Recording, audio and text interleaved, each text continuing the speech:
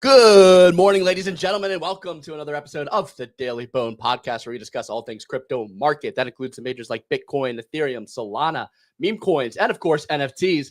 Today, you guessed it, we're going to talk about all of the drama surrounding the Libra token. We'll talk about how insiders profited and the rigged meme coin game that we play. We're also going to talk about what is to come for meme coins and Solana at large. We've got the Anderson Cooper of South America on the show with us today, gracing us with his presence. Clemente, how are you feeling after your beta tour? Good morning, Raymond. I feel good. I was actually called the Brown Anderson Cooper on the show multiple times. They're like, I don't know how you do it. No, it was wild. We had kind of a chaotic flight back. I was delayed in Boston, Pio's hometown. I ate his clam chowder and it was just terrible. Sat really bad in my stomach. I got home at like 2 a.m. Lost my luggage. I got back. I was like, yeah, my suitcase is gone. That's awesome.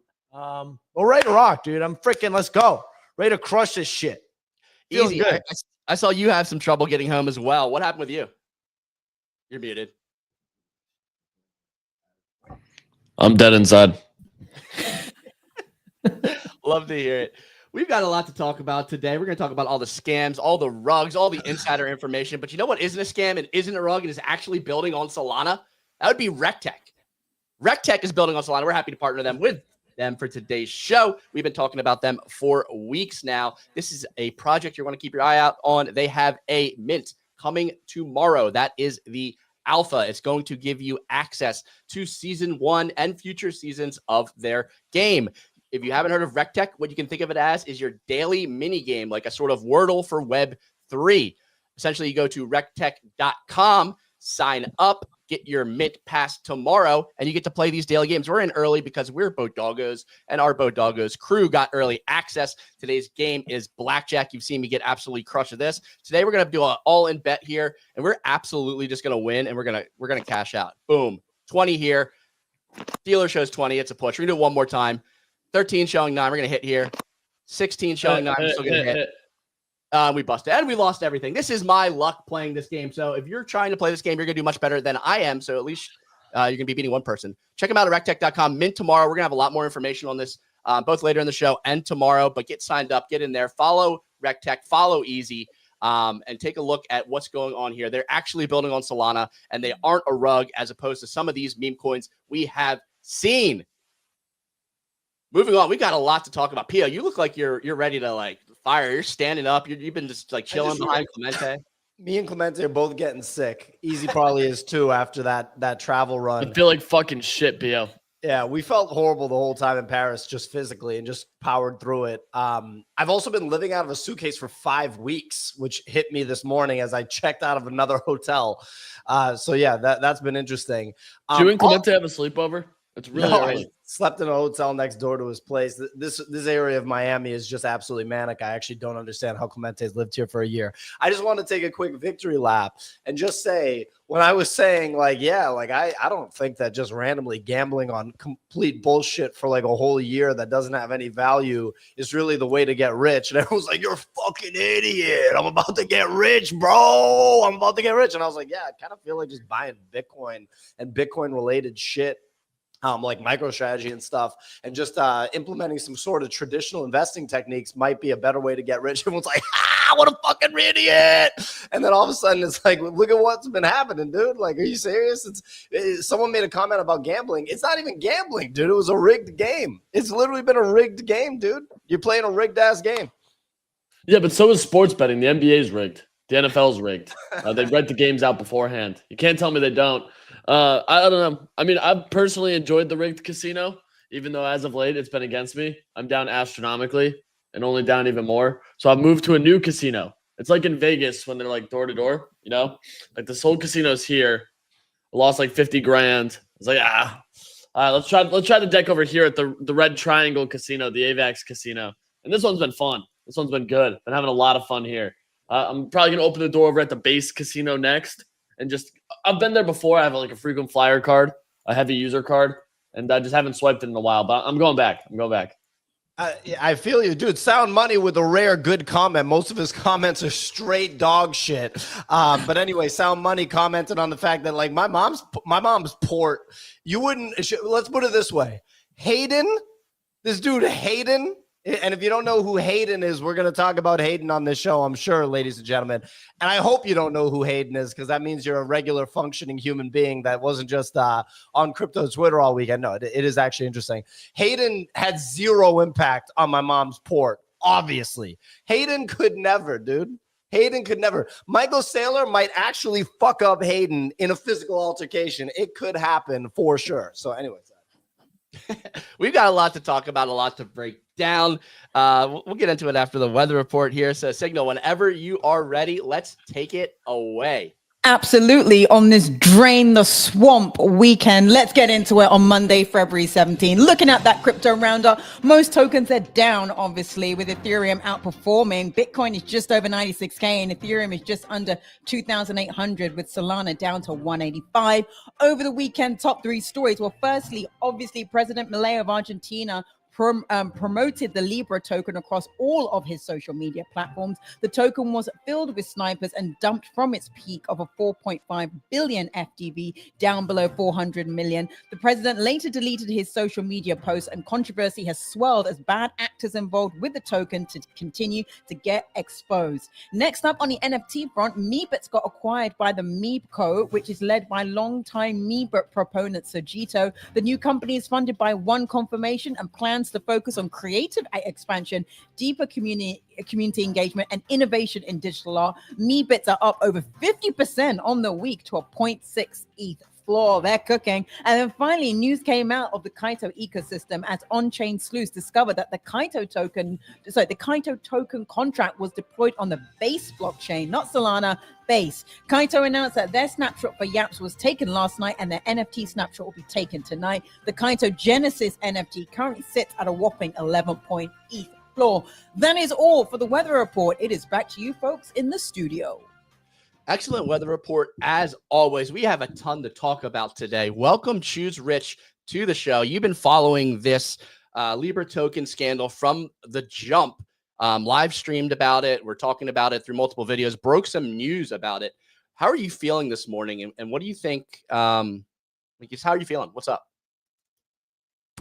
Pretty excited. There's like a bunch more news to actually cover. This was only the beginning, and there's like more details that I'm getting.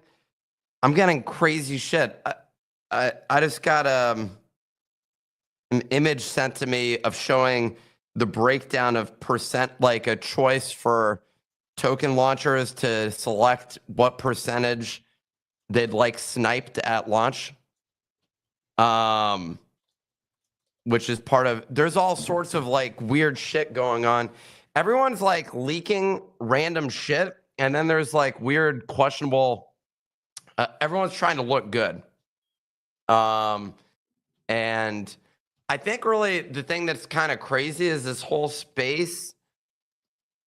I mean, the Memecoin the whole system is just completely rigged. And so it's just kind of like, everyone that's making money, like the largest people making money, are all just value extracting. And in order to make money trading, there's like two things that happen. There's the Cupsy style of person who's sitting there and just systematically a machine that's like in front of the computer and able to like go and like literally like he's a scalper. Is essentially what he is. He's just scalping off 25, 50, 100, sometimes a couple. It's purely thousand. volume. It's literally like taking a small sliver off of anything that has a sense of life. Scalping. Literally, that's like what that's literally what scalping is. He's a phenomenal scalper. Every market has scalpers. The stock market has scalpers. They're just one of the players that exist in the market. The part that's weird about this space is the majority of the actors making money, I guess, are the insiders. If you think about the stock market, you could argue that it's kind of similar, but everybody has at least a fair shot on every day's volatility.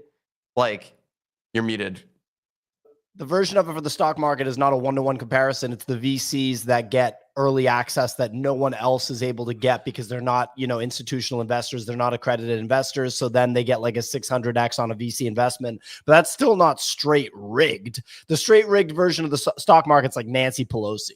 I was going to say, you have the insider. You have Congress trading on literal situations that they're voting on.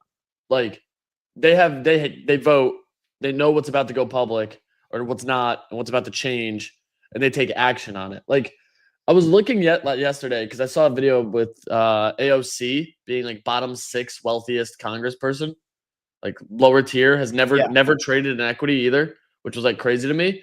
And you look, and some of them are up like 9 figures. Yeah, 9 figures, which puts them basically almost as rich as Hayden. So kudos to Hayden for just absolutely shattering the best stock market traders in Congress with just 2 token launches. Well done. Well, unfortunately for him, he'll be jailed 2 years into his career. Is one of the biggest problems that he has going against him right now. Why did he do that interview? Like, did you listen to it? Yeah, I listened to it late last night, and like literally, I woke up at like 3, and I was like, "Oh, I'll see if the interview is live." I listened to it immediately in 2x speed to make sure I was like not having spoilers broken to me on X. You listen to everything on 2x speed. What the fuck are you talking about? No. Most stuff I watch on 1x because I tried to watch TV at 2x speed once, and it ruins the sound. It ruins the sound. You hear the person, and it's like distorted. I can't do 2x. This though, I did 2x. It fit way more. Yeah, the face right there is like pretty accurate. The space. How do I pin it? Yeah. How do I? There we go. This is a live reenactment of me. He just consumes the information like Neo in the Matrix. It just gets injected in the back of his head. He just presses the button. Okay, but Nick, the thing that like confused the shit out of me was like, this guy has 9 figures and hasn't been like, yo, let me hire a good lawyer. Like no lawyer is telling you to go do an hour-long podcast with CoffeeZilla. Well, he's had this happen before. So, like the OG CoffeeZilla stuff before he got into crypto was literally getting a lot of these people to just do interviews and basically admit to the crimes that they had committed. And I think a lot of people, even criminals in this space especially, oftentimes don't view it as though they're committing a crime. So when they're having this conversation, like he may be, when we say a good guy, like there's like people that are like, yeah, he's a good guy. I'm a good guy. Like whatever it is, like he's not going out with like malicious intent. And I think that's the thing that essentially leads someone like him to end up there. It's the same thing that when they go in to be interrogated by a police officer to just discuss what happened, because like human behavior is sometimes like is disconnected from your sort of moral and ethical standings and opinions about the world. Like there's people that snap and something like crazy happens and they're like, it's like I blacked out for a moment and something happened. There's just human behavior that happens, which is different than how we view ourselves. And I think that that's the thing where like this guy has just admitted to multiple different crimes associated with market manipulation, insider trading, many other things, but he just viewed that as part of the game. And in many ways, some of the stuff that he's discussing is true, where he's like, well, how are you supposed to play it so that it's fair? And the reality is, you don't fucking manipulate the market, essentially, and you hope that the token goes up over a long period of time. I think something like where we've gotten on Solana is where these pump and dumps play out over the course of literally 30 minutes, including Libra, which happened within like, I don't know, an hour? It was actually quite fast because I went back and watched our stream. Within 20 minutes, we have gone through the full cycle of experiences with this token, essentially. And that's like, so it's literally the entire market. And as Pio was saying the entire time, it's a Christmas tree. That's literally when I saw that it was a Christmas tree, because we all still had faith that perhaps it was a legit launch. It would have made sense that it was like Trump was a legit launch of sorts, right? Then Melania came about, but I saw the Christmas tree and I was like, oh shit, it's literally a fucking Christmas tree. And I'm not like a chart guy, but it was a fucking Christmas tree, dude, within like a half hour, which is nuts. And I think that's like sort of a product of the environment, which is like everyone races to get an edge. And I think the reality is that edge bleeds into the illegal. And that's where, like if you go to an investment bank, they have research and trading on separate floors. And there's like I forget what the wall is called, but basically they used to call it a Chinese wall. A Chinese wall. There you go. They don't call it that anymore. But like, just because it's point, Nick, racist. as well. Yeah, but no. It was a term that they used to use in the 90s, but they don't use it anymore. But Bring back the Chinese wall. But also We're gonna as well, build a wall. on this point, people are like, is he the fall guy or is he stupid? Because who goes on camera and admits to crimes that they've committed? The answer is yes. And well, no, but easy. Like Hayden never wrote the playbook. All Hayden is doing is copy pasta what people have done before him, and it just so happens that this. Can I just finish my point? It just so happens that this has gone all the way up to like a presidential level, which is having implication on someone else's career. But like I'm totally on Nick's page with this. That I don't think Hayden thinks that he was going out and committing a crime. He's just copying what somebody else did who got away with it, but now he didn't get away with it. And so the thread has been pulled, everything's unraveling, and we're starting basically to see the whole like vaporware that we've been talking about for ages. Like, who are the names and faces behind it all? What, real quick, and Easy, I want to let you comment on what you were about to say. Is this true that the Argentina stock market has fallen 5.7%? I'm going to pull up what I think is the stock market. I don't know. I've never been here before, but I'm looking whatever this is, Merval, Argentina stock market, minus 5.7%. Wow. Okay, so I want to discuss a few things, and I want Clemente to actually hop in on some of these things. There's a few stories that came out of this whole thing. So there's what's going on with this president. What is the chart duration here? Can we look at 1 day? That's the daily. It's a daily chart. Yeah, I know, but can we zoom in on 1 day? Like what the okay, there you go. So literally this whole thing, the sheer implications of this is like so wide. I honestly, my biggest takeaway is like, I think this may have just murdered the meme coin market. Like it murdered the market as we knew it, and then a new evolved market will rise from the ashes. But it may take a little bit of time here in order for that to take place, which is like there were ICOs, there were IDOs was the next phase. Then there was meme coins. Then there's Pump Fund, which like literally made it so anyone can launch this particular thing. And then there's the now infrastructure that was set up to actually leverage the markets that were created with Meteora and Jupiter and all these other different systems to be able to hop in there programmatically and play off of this. But yeah, like it is an FTX style event. It's just like on a different level. Maybe Clemente, you can talk about that specific side of things, which is like what the sort of message you're seeing from the Argentinians, your arch nemesis as well, that you were really basically just coming out saying racist things against, and they all want you on the news not to talk about any of that, which is insane. Is all of South America racist? Yeah, well, first off, they Latin are. America, I should say. First thing I will say, the S&P 500 of Chile is stable right now. It's just absolutely dominating right now. So you love to see that. Chile. The Chilean economy just unbothered by this.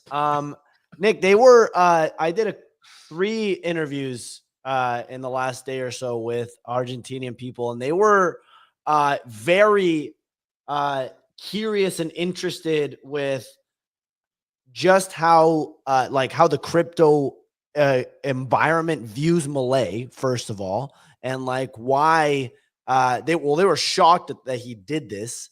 They were like, this is pretty much a disaster. They were more interested as far as me as someone like, they were like basically presenting me as the guy who got scammed. And I was like, first off, like I lost money in this, but it's 100% my fault, right?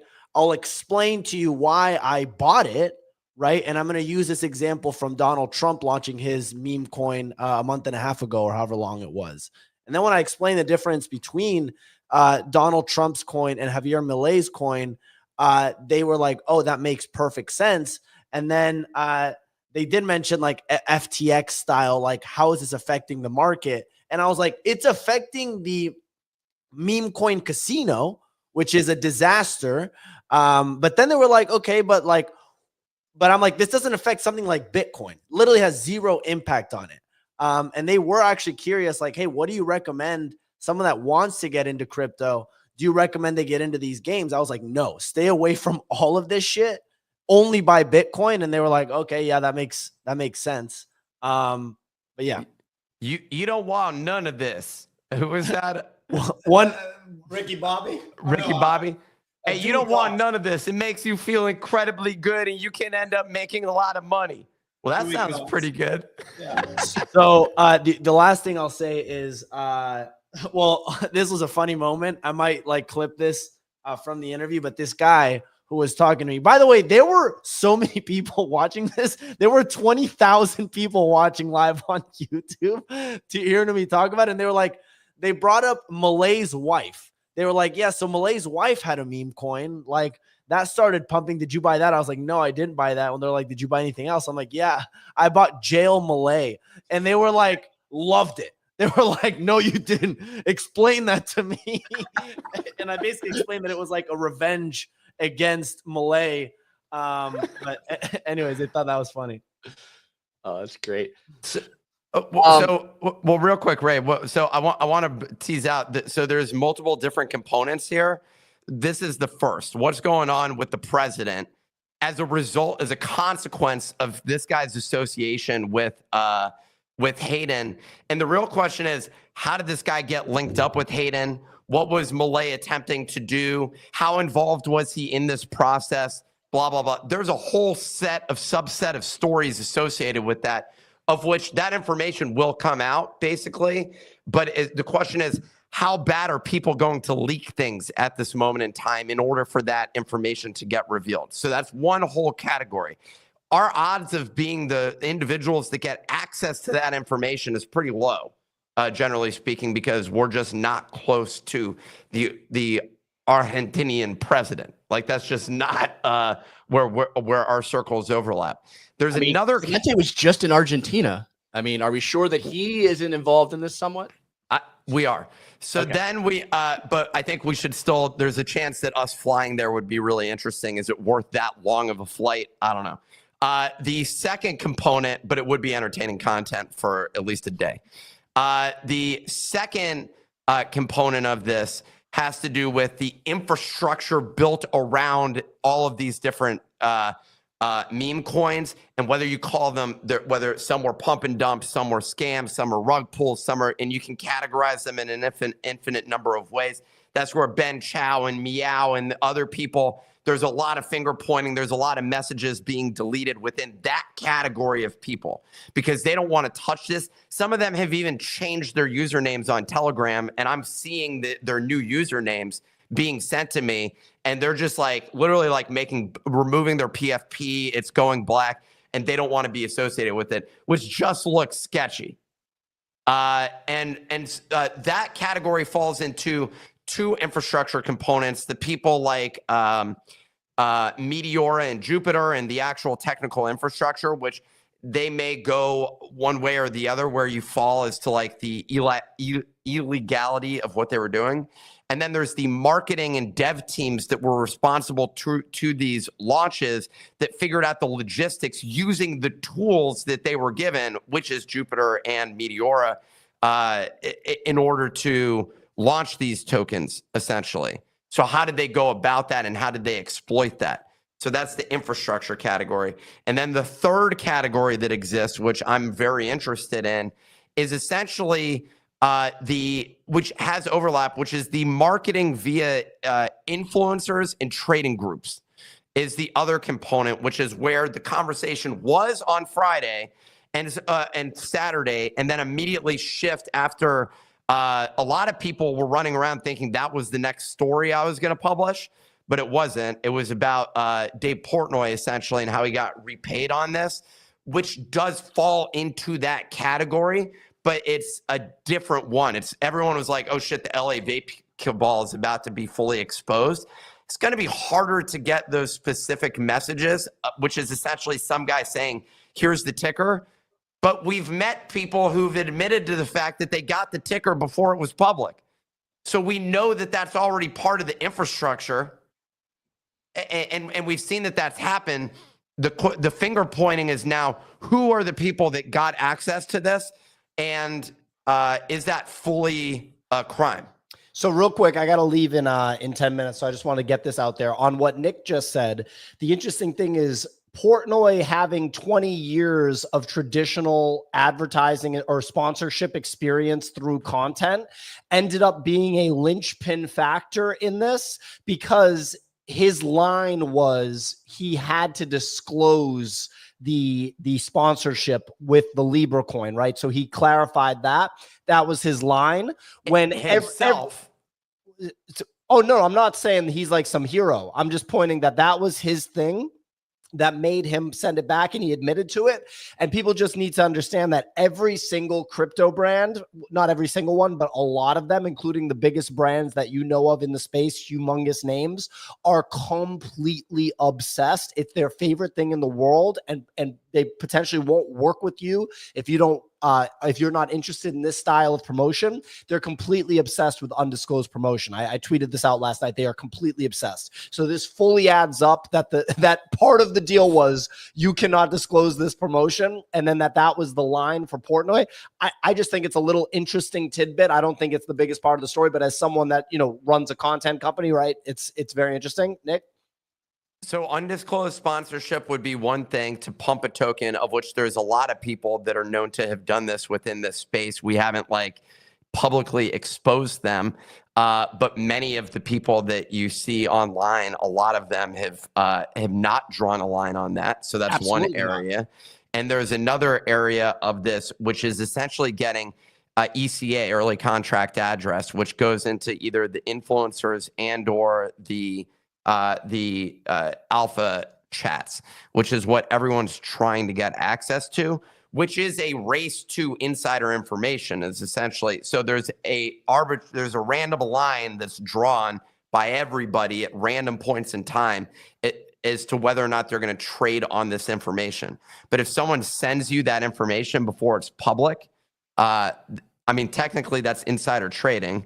And so you are potentially involved in a crime.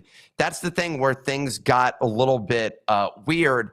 And essentially the entire market overall became a race over time to speed up that process. Give me earlier access, earlier access, earlier access, earlier access, to the point where the entire chart duration got compressed as a result of the ecosystem going down this spiral, essentially.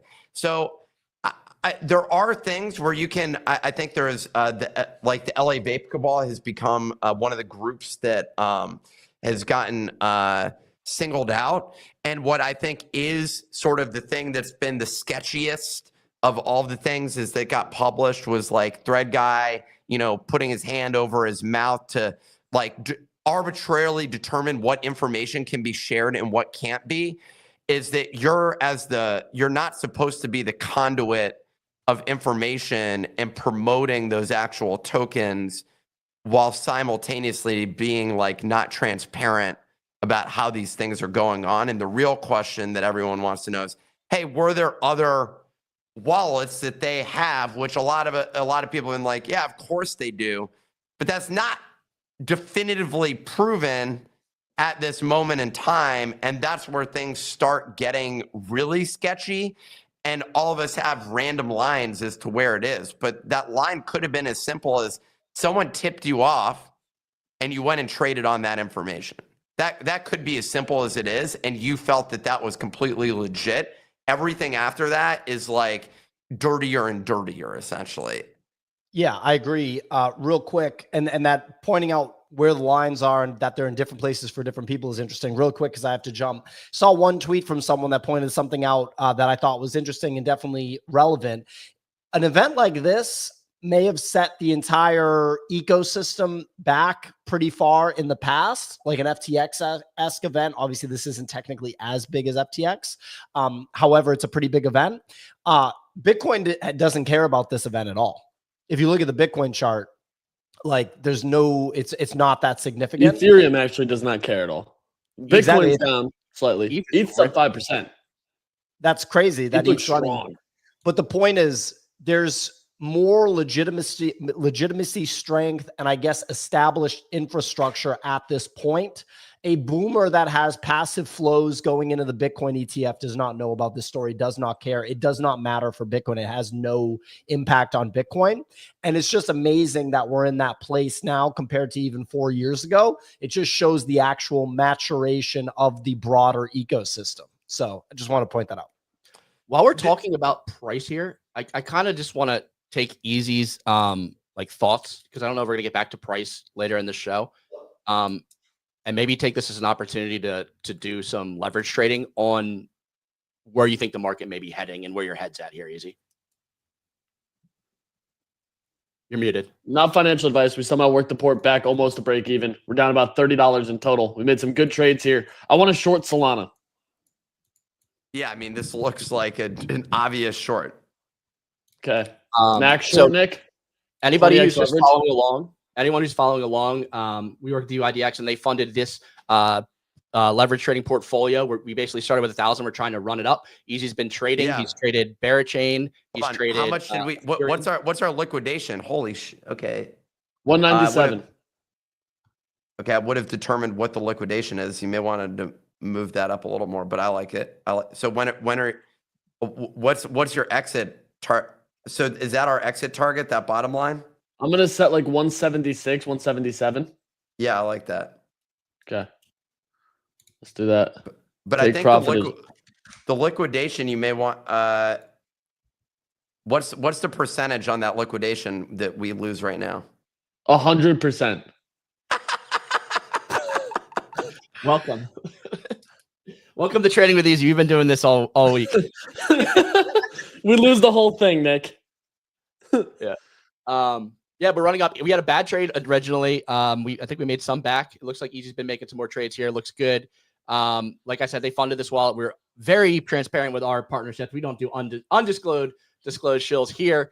If you are using dydx, there's gonna be a link in the YouTube chat to get you hooked up and get in. They're doing a Barachain contest, $300 to I believe a number of random traders. So you don't have to be high on volume. If you trade Baracoin on dydx, you're gonna be 10 traders are gonna be winning $300 a piece. So absolute free money if you win it.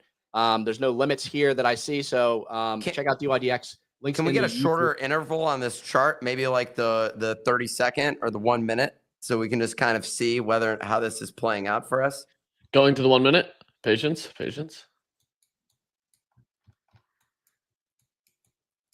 Yeah, I like that entry point also. It's pretty good. We bought the top wick. We're gonna be rich. This is where we take profit. It's got a long way to go. I'm hoping for some price action like this. I mean, that's. We went pretty ham on this trade. I don't know. I feel like what's the ROI if we get down to 177? We make 50% of our entire portfolio. And what if you went to like 180? We can take a look. Patience. 27%. Wow, that's what this leverage trading is like call options basically. If we get down to 120, we make options 3,000%. Okay. Well, very interesting. Zooming out outside of this individual trade, I don't know if we want to like keep talking about where the market can go, or do you want to like discuss more on the insider side of things? I'll let you kind of like steer here, Nick. If you want to talk about price action or insiders. Can we just talk a bit like what the sentiment around Solana and what's going to happen? Because I don't see this as similar to FTX. I think with FTX, Sam and the company and everyone involved was sort of perceived as these like like there were insiders, obviously, they were so early to crypto, but people were like witch hunting them and wanted them to go down with your Tom Brady and your Giselle. It was sort of like a different kettle of fish. This is very much like, you know, there were rats in the house. This came from your home. Like, it's a very different sentiment. And I feel as if like at the price we're currently at with Solana, you're seeing people who've been champions of Solana for many years now saying that they kind of like want to rotate or go somewhere else or going to BNB, and we're seeing volume on BNB increase. Like, I'm curious now what the short to medium term will look like from a sentiment trading perspective of doing things over on Solana versus the other chains. I don't know if you guys want to touch on that. Well, the sentiment isn't good. I'll say that much as it applies to, I think Solana takes a temporary hit here. That said, the technology is good. And I think that a lot of people will say, well, it's way better. You know, the fact that Solana is so fast relative to like Ethereum is kind of part of what leads to the dynamic and the activity that we see here. We were having a conversation while in Paris, and it was about like, why didn't this happen in the same degree on Ethereum? And the answer is, well, it cost a fortune to launch a contract on Ethereum. It costs multiple ETH. And so when you end up deploying these tokens, that's like the sole reason. Now, some of the layer twos are seeing similar behavior and trying to develop similar ecosystems, or the competing L1s that are EVM compatible are trying to, excuse me, build Memecoin ecosystems that are more sustainable. I look at AVAX specifically, and Wink green on the day across the board on AVAX. Yeah, Wink is over 140 million. And we're just seeing more and more positive activity in this space. And I think that the reason that this one is interesting, at least right now, is the duration is longer of these pump cycles, essentially. And that's something that we saw on Ethereum with NFTs. Think about how long it took for Bored Ape Yacht Club to go from a few $100s to tens of thousands to 100,000 to $500,000. Excuse me, I need to go get water. But that cycle played out over the course of a year. And I think that in this space, a lot of this stuff has happened way more quickly because there's no friction. There's no cost associated with these things. So the cost ends up getting absorbed by the market participants. So rather than the cost going directly to those people who are taking the risk, the people launching the NFT, the people launching the meme coin, the cost is now absorbed by the people who run in and get slaughtered, essentially, which obviously is not a sustainable ecosystem. And so that makes it really difficult. That said, I think that, you know, this space will evolve, and where we'll see things play out maybe with structures that are more equitable to everybody. Longer token, new standards will be developed. Like, and so people will say, I don't want to play in a rigged house. Like, obviously all of them have been rigged, to be clear. And everybody, including the project owners, have historically wanted to understand how to rig it, from the ICO days till today. So that's just part of the process. You don't think that Pudgy Penguin is trying to figure out how to manipulate the price of Pengu so that it goes up? Obviously, part of that ends up being announcements and Luca's sheer confidence that he publicly communicates on a regular basis, to the actual market makers involved in those tokens, to everything else. So I think that's like the reality, is that all these ecosystems do have some sort of attempted manipulation, because everyone wants the price to go up. Same as the stock market. Everyone wants the price to go up. So you'll do a stock buyback. You'll add dividends. You'll do all sorts of things to attempt to make the price go up. You'll pay, buy back debt. There's all sorts of different things that you can do to increase the value of equity. And I think the same thing happens in this market. So the short answer though is Solana takes a temporary hit. An entire ecosystem was developed around just like really wild gambling. I don't think that goes completely away, but it's hard to lose 90% of the time and still have fun. And that's where we were getting was like, unless you were in and out within seconds, you're not making money in the meme coin trenches for the vast majority of people. And you're really just playing someone else's game. I for one, kind of am looking forward to this hard reset in meme coins that I think we're about to see. And it's going to kind of like a wildfire burn down like the underbrush, and stuff will grow back. I think it's going to take time. One thing though that's necessary for this is like faith in the overall infrastructure and ecosystem. I don't know how closely you've been following the Meteora and Jupiter drama regarding these tokens, knowing information early, like whether or not it was okay to be publishing / verifying the Libra token. Like, is this something that we should be concerned about, considering like these are two of the major infrastructure players in trading on Solana in general? Both Ben Shao and Jupiter have posted long form posts regarding their involvement with Libra. Ben Shao knowing the contract address ahead of time, working with the Libra team for like support IT to getting it launched on Meteora.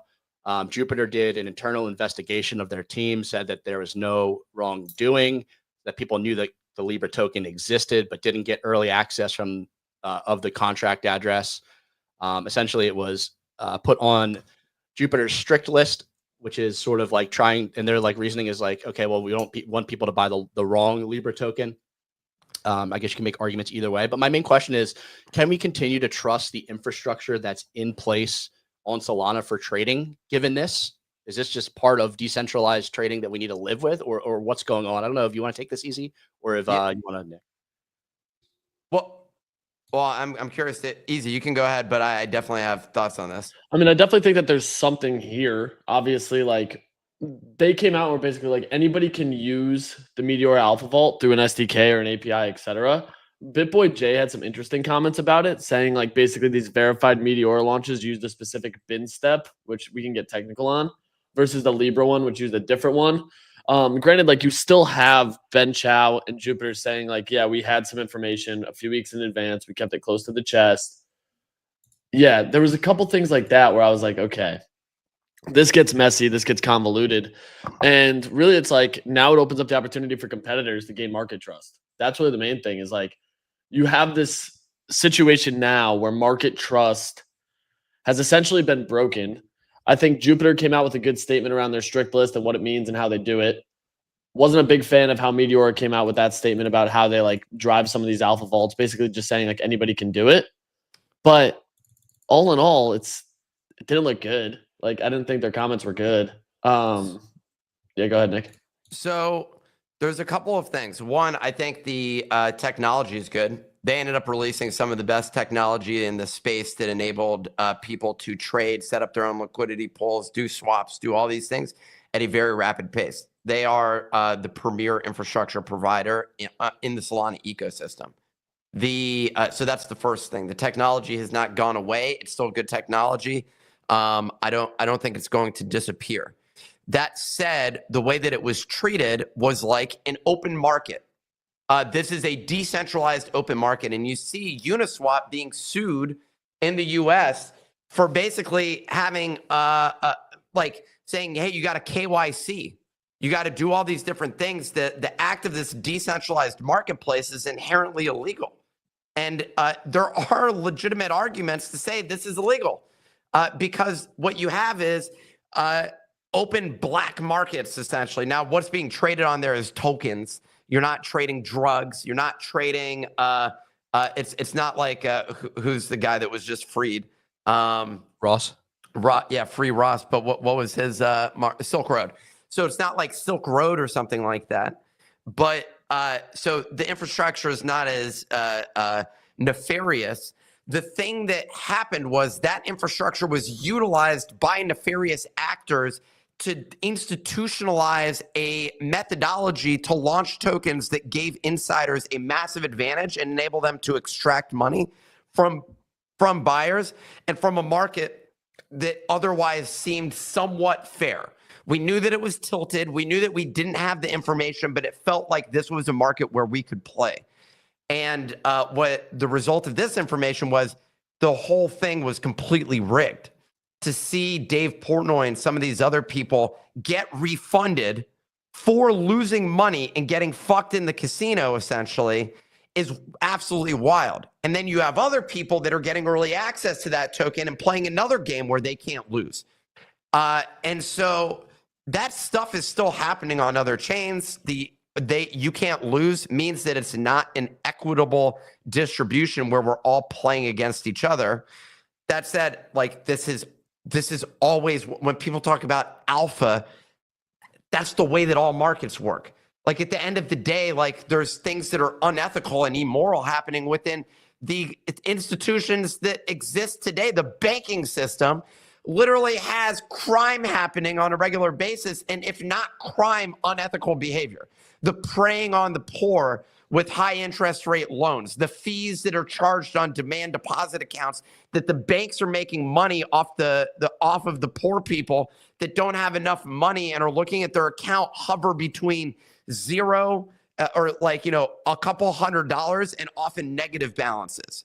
So you have the infrastructure to advance those people, but in addition to advancing them money, you're also taking fees that are like absolutely predatory off of it. So you could argue that all systems are predatory in theory. The direct answer is, I think Solana, because it was so fast, enabled this to evolve very quickly. And I don't think that's a bad thing necessarily. Yeah. And as you say, this sort of thing took place on Ethereum before Solana. Like, meme coins started on Ethereum and migrated over to Solana. And there were so many insider meme coins that were traded on Ethereum. Like, people, it's not just like a Solana problem, and it's not just like a Jupiter and Radium problem. It's just like a decentralized trading problem. I mean, when there's no barrier to like buy and sell and no regulations, KYC, anybody can just spin up a wallet and trade. Like, you can't force, you just can't force good behavior. Good behavior and bad behavior are both the same in terms of the blockchain. So this is a question and a debate that always happens within the free market conversation, basically. And I remember having a conversation with Naval Ravikant in San Francisco. I hosted a panel where she came and spoke to many years ago. Bitcoin was at like $100. He's one of the driving forces that caused me to buy Bitcoin in like 2013, pretty much.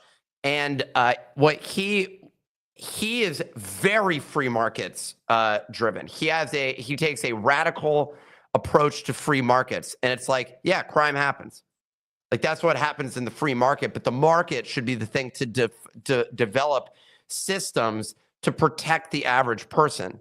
And theoretically, I actually kind of agree in many ways, in the sense that you could say that Pump Fund and some of these other things where, the Meteor flaws in Meteor's system enabled this guy Hayden to do the extractive approaches that he did, that became institutionalized with Trump Melania token and this other token with Milei and everything else. And then Dave Portnoy is going to get caught up into it as well with potentially launching a token.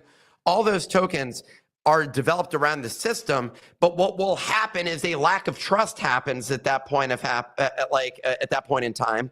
And so eventually systems get built to develop trust. And that's the way that the market operates. And so if you give the market enough time, people learn their lesson. They lose their shirts on a trade. Okay, fair game. I lost my money by playing the game that I knew. I went in there with greed. If you watch Clemente on the live stream, he's like, honestly, that's my fault. I played the game and I lost. I went in here with pure unbridled greed is essentially what he went in with, and he got fucking wrecked, basically, for a few $1,000s. For a lot of people, that means a significant amount. And so I think that's the main thing. And so what's going to happen is new tools are going to come out which help develop trust within all of these different ecosystems. And we're going to start to see new systems developed where people say, yeah, some people are going to say, I want to go play in the pump fund market. Those are the ultimate degens. They're scratching lotto tickets. That you know that you're going to lose 99% of the time or whatever it is. A lotto ticket may be a better, slightly better odds. And I don't know, what the odds are with random lotto tickets. Maybe you win 20% of the time, and that does feel similar to kind of with some of the pump fund. So that's where the lotto, the free lottery exists, and that's as degen as it gets. If you're a gambling addict and you want to go operate there, cool. But then there's going to become new markets that exist, which have other restrictions, where people are going to say, oh, that's an interesting twist on the way that you did that. Yeah, I want to go participate in that. That seems really exciting. I mean, the gambling market is already absolutely ridiculous. The sports betting market, that was part of the diss track, the verse that I added to that rap, had to do with you're making your money off of degens, essentially selling parlays to degens is Dave Portnoy. So that's the thing that Sorry, Nick. So what I'm taking away from that is you're basically saying, like, at the end of the day, the responsibility lies with the individual as to what actions they choose to take, be that whether you're the creator and you're Hayden or whether you're the individual and you're the gambler coming in. But I guess also what I'm taking away from that as well is, like, yes, Solana had the infrastructure, but it's actually like the responsibility and the blame cannot lie with Solana or any actors on there, because that essentially could have happened on any chain if the infrastructure was there. So, I mean, I like what's happened. I'm on the same page as Ray. I'm like, drain the swamp, do like whatever consequences happen to those people. Meme coins need to have a strong, hard control, alt, delete. And we might be in this period where we just chop. And I think the interesting thing about a chop period is like the real money, not the mercenary capital, not the fast money, but like the real deep money kind of goes to the sidelines and it sits and it waits for what is the next opportunity to come. I think we're going to go through a real chop period now where people are going to be like, a lot of trust has been lost in the market. Maybe some activity we'll see, like what you were saying on AVAX, on BNB. But I really think a lot of money will just be sidelined. Maybe people rotate into like the majors or the major alts, which are like, I feel like my money is safer there and I'll wait for the market to go up. But it just seems as if like the easy money, which was being made, September, October, November, December, that's not there anymore. And I think we're going to just sort of like chop for a while here until something new comes along that then gets the attention, or people just like forget, if you like, and then they're like, oh, that nothing burger Hayden, and we'll just go back to doing meme coins in a different form. That's kind of like what it feels like is going to happen right now. I do think crime did occur, by the way, I should say. And like the real thing is what feels really unfair. If you're based in the US and Hayden is based in the US, currently, I'm not going to say anything more than that. But the reality is this guy committed a crime as it applies to the US. That's just hands down the situation. And one of the things that feels unfair is when you are a market participant, when you're a market participant and you're trying to make money and people are cheating within that ecosystem, but the rules where you're operating in a place where you're not doing certain behavior because you're afraid that the rules are going to be used against you. That's essentially something that I think is really that's where the system feels most rigged and unfair, and that there were actual crimes being committed here. And that's why people say, well, fuck this guy. He was going and doing stuff that not only was, yeah, fuck it, free market, whatever. His brand is tainted. His reputation is done, although he's operating in the shadows. It's not like this is a Hayden token. No one knew what the brand was. The brand that came out was Milei. The brand that came out was Melania. The brand wasn't Hayden. And so instead it becomes all celebrity tokens are scams. And so that's essentially, they're using those people's reputation to mislead consumers into buying something and have their heads chopped off, essentially. They're leading lambs to slaughter, or whatever the saying is. Sheep, I don't know what animal, but animals are getting slaughtered. The one thing I want to bring up that's been like really pissed me off about Portnoy and like kind of really put the nail in the coffin here for me and like thinking he has any kind of like goodwill is him obviously working with Hayden, saying that Hayden was the front runner to launch his own token, knowing full well that Hayden was the one who launched Melania. There is 0% chance that Hayden did not say, look at Melania. This is one of my past token launches. Look at its market cap. Imagine what you could be.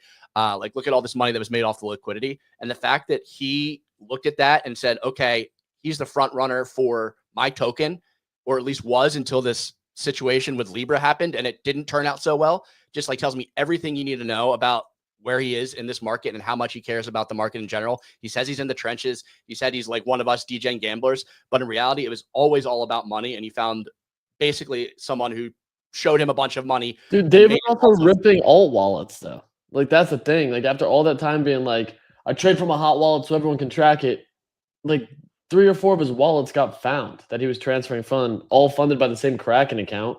Like, yeah, trying to pawn it off on like his buddy in the pool, which is like just as bad. Like I don't know why he doesn't understand that. Like if you're telling your buddy who's swimming in your pool that you're about to buy this token, that's just as bad as buying it on your own alt wallet and dumping it. There is no difference, absolutely no difference in my mind. So I think now that this Davey Day Trader show is happening, people are going to migrate over there. The thing, I want to actually check it out and do some coverage of this because I think it's really interesting. In fact, if we can pull it up here, that's even better.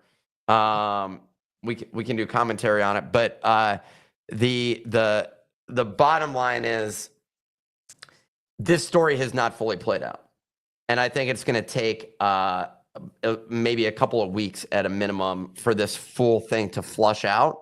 And there's pieces of information that's in the process of getting revealed. Okay. You want me to pull it up now? I have it up. He's live right now. Sure. I'm going to pull it up on screen now. We can kind of comment. Let me know how you want to if there's anything interesting that he's saying about this. Get mad when you dump on them before they dump on you. And I stand by that. I stand by that. Listen, if you have a problem with meme coins and you don't want to be involved in meme coins, that's fine. I have no problem with that. But don't tell me like in the trench world, oh, cry about someone dumping. Because listen, I get sent 10 million coins a day. I have 1 million copy traders. Cammy Pump and Dump, my girlfriend, she gets sent 10 billion coins. Elio is here for a minute. People are begging for us to, and we don't have to even publicly do it. You just buy the coin, it skyrockets up, people make money. Everyone knows the game. These are pros or people playing the meme coin game. They know the score. They know they're buying hobby coins that are volatile, go up and down. So that world, people's like Dave's in the trenches, he shouldn't be doing it. People are begging me to do it. And by the way, I put, I don't know, 100x more liquidity in. Like I'm not doing this to make a couple grand. If I wanted to make millions per day trenching, I could. I've made 0. He's still standing by this. I cannot believe he said that. I also like can't believe that he's just like so like jaded that like he's not the one affecting these coins going up and down. He's like, oh, these coins go up, they go down. Yeah, they go up because you buy them. He has a public wallet. That the public wallet behavior, I also think it's not coincidental that Frank ended his public wallet because I think there's the public wallet is one ingredient of everything else, basically. Because if you have a private wallet, which there's a fucking massive incentive to do it. That's the main thing. All we're doing is trusting none of them have a private wallet. Yet there's a lot of indicators that even in the case of Dave, that there are private wallets that are there. You want to, like, the fact that he's standing on the, like, there's so many things his level of ignorance is like mind-boggling, basically, because he's essentially admitted to crimes on some of these things, which is why I tweeted, he may be the most honest person in this space. He's honest. He may also be a criminal. That's the thing that's so crazy. Like, he may have participated in crime, and his judge of character is fucking awful. The fact that he's calling me the fucking scammer and hanging out with Hayden and Hayden's boy is wild. Yeah, I mean, we tracked all these alt wallets, and they're all over all of the charts that Portnoy buys, including Jailstool, which is the one he's promoting. Like, I think people expected this, What's but like Jailstool at right now? Jailstool's at 37 mil. I believe what this peaked at 200. You want to bring him back though? Yeah, I'll bring him back.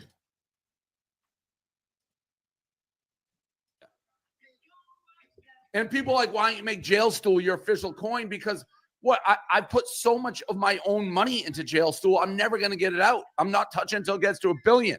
So what? I'm just going to work for other people to make money. So, all right, that's welcome. That's one side of the story. I am still probably the only honest trencher in the world. I've quite literally done everything you do. Now, CoffeeZilla has a fundamental issue with meme coins. That's fine.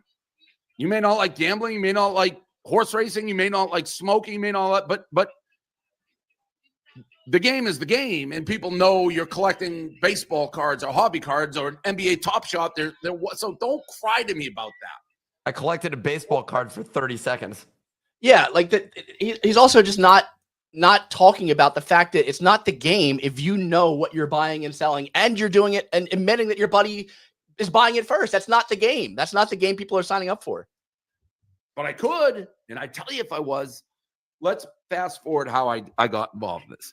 So as I already did in that live stream, which, by the way, people who are being mean to me, I blew the cover off this Libra thing.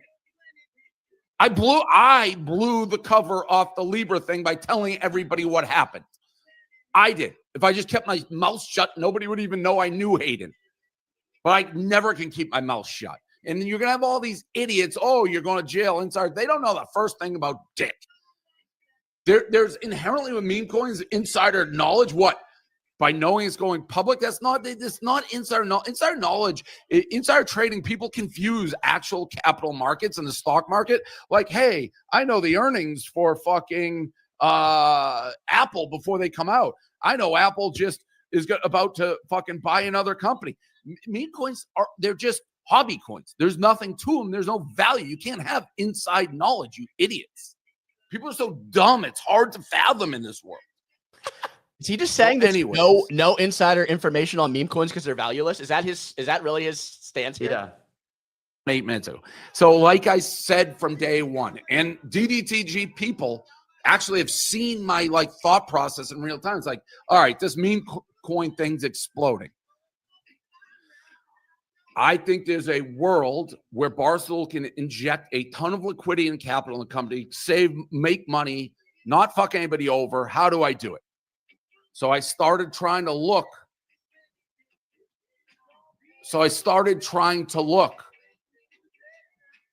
For somebody who knew. Somebody's like the game. You guys are idiots. You guys are so stupid. If I had nickel for every time he's going to jail, you guys are so stupid. Anyways, so I start looking for somebody who knows what the fuck they're doing, because I don't. Josh Richards, of all people, and by the way, I want to start at the top. Like, who did Trump's coin? I actually DM Donald Trump Jr. like, why are we just stuck on this page? Sorry, that's a pretty good start because I'm doing it the right way. He never got me the name. So I'm just talking to people. Richard's like, hey, I have a connection. I'm talking to all sorts of people, and puts me in a text exchange with Hayden, and I know nothing. This is before the Super Bowl, and he's talking to me. Hayden comes to my house in Miami. Spend 2 hours. He's going over all the blockchain, what to do, a launch, liquidity pools, bonding curves. I sit there for 2 hours. I don't understand dick. I call him up. I'm like, you just 2 hours? I know I sound stupid. Come back, explain it to me again the next day. The next day he's here. He does it again. And from that point, we're in constant communication. This is 2.5, 3 weeks. Me peppering him with questions. Like, what about this scenario? What about this scenario? Like, what happens here? And I still sort of get it, sort of don't get it. When I meet him, he shows me the tweet of him with the Argentina Milei. And Milei is like, this is my crypto guy. He's the future. Pretty big endorsement, right? Like, if I'm me, it's like, okay, this guy's doing the president of Argentina. I think I may have the right guy. He looks like a crypto guy, like rings, kind of young, like what I'd expect a crypto guy to look like, right? So I'm in constant communication with this guy. I'm getting ready to plan a launch with this guy, like literally. And he's like, well, I'm going to Argentina. I got to do this, and then we'll do you next. So, yeah, I knew about the Argentina coin. And he actually, as I've said, he's like, Milei is a fan of you. Would you do something with him? I'm like, let me research. I got to do all the research on Milei. I'm not going to endorse a fucking president if I don't like So I went to Google. This guy Hayden must have been like living on top of the world. He's like, all right, Melania, check. President of Argentina. That one's lined up. We're about to bang that out. Then we're going to go over and do Portnoy next. He's signed up. He's all in. I want to hear what he says. We coins for that. People are like, that's insider trading. That is not insider trading. For me to provide a service and a value and sit down and interview and be like, I believe in the project. I'm being paid for publicity. You give me coins. I'm doing this. It's all. If people have a problem with that, you're an idiot. You're an idiot. That's fine. That makes sense. Watch out. By the way, I didn't get the coins like pre. I didn't have them like at zero. They and I think I said the wrong thing. I got 6,500 people. I saw all stuff. I think it was about $3 million worth of coins that would have ended up. But they send me the coins, and I'm writing up what I'm going to say. And by the way, I was an inch away from posting it on Twitter, being like, I love what Milei is doing. I'm a partner on this project. Not only am I a partner, I bought a ton more coins. Like, I'm excited about it. Look forward to interviewing. It would have been the end of Barstool. If I press publish on it, it's the end of Barstool. My reputation gone. That's how much I believed in what was going on. So before I press publish, I sent it to Hayden, and I'm like, this is what I'm going to say. Is it good to go? He's like, well, you can't say we gave you the coins. He keeps harping on this. He's like, it's going to seem like you're an insider. Well, I mean, I'm not. In this part, I didn't really get. They thought like I had inside knowledge, which knowing the launch, I'm not quite sure. We can ask him when he comes on what he meant by that or why. But I was like, well, if I can't say you gave me coins, I'm not going to accept them. Thank fucking Christ. So I sent them back. So he sent them to me. I sent them back. I'm still buying. I still think the thing's great. It's Saturday night. I'm going to Saturday Night Live. I'm in New York. Saturday Night Live, that 50 concert. I didn't hear one song. I'm just texting with him. And now you got to keep in mind, I've been pretty close with him now for 3 weeks. And I've known about the launches coming. I didn't get coins early. I didn't get a good price. He didn't tell me, like, okay, this second it launched.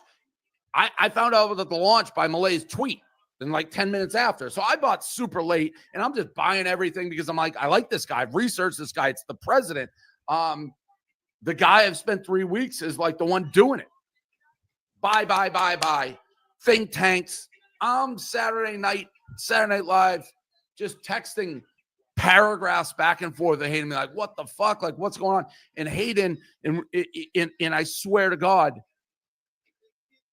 in the beginning, he's like, don't worry about it. It's like, it's going down. It's going to go up. Like, Milei's involved. He's going to make a video. He's going to tweet. Originally, they thought Elon was going to tweet. It's like, this thing's a solid project. All the things I've been talking about. And I fucking believe him. And then the tone starts changing by the time, I don't know, Post Malone singing Nirvana. He's like, I don't know what the fuck's going on. This is fucked. Tone totally changes. But he's still actually saying it's not a rug pull. And I'm like, dude, it's like, that's semantics. Like, no offense. I put in about 4 million and lost it in 20 fucking seconds. I don't care what you say. That's horrible for crypto. Horrible for the space. And he genuinely like felt bad. He generally, and on the refund thing, my original video, and I wish I said it in the original video. So we're going back and forth. He's like, I'll just give you back the money. It's like, dude, I made a bet I don't need. He's like, no. It's like, I want to give you back the money.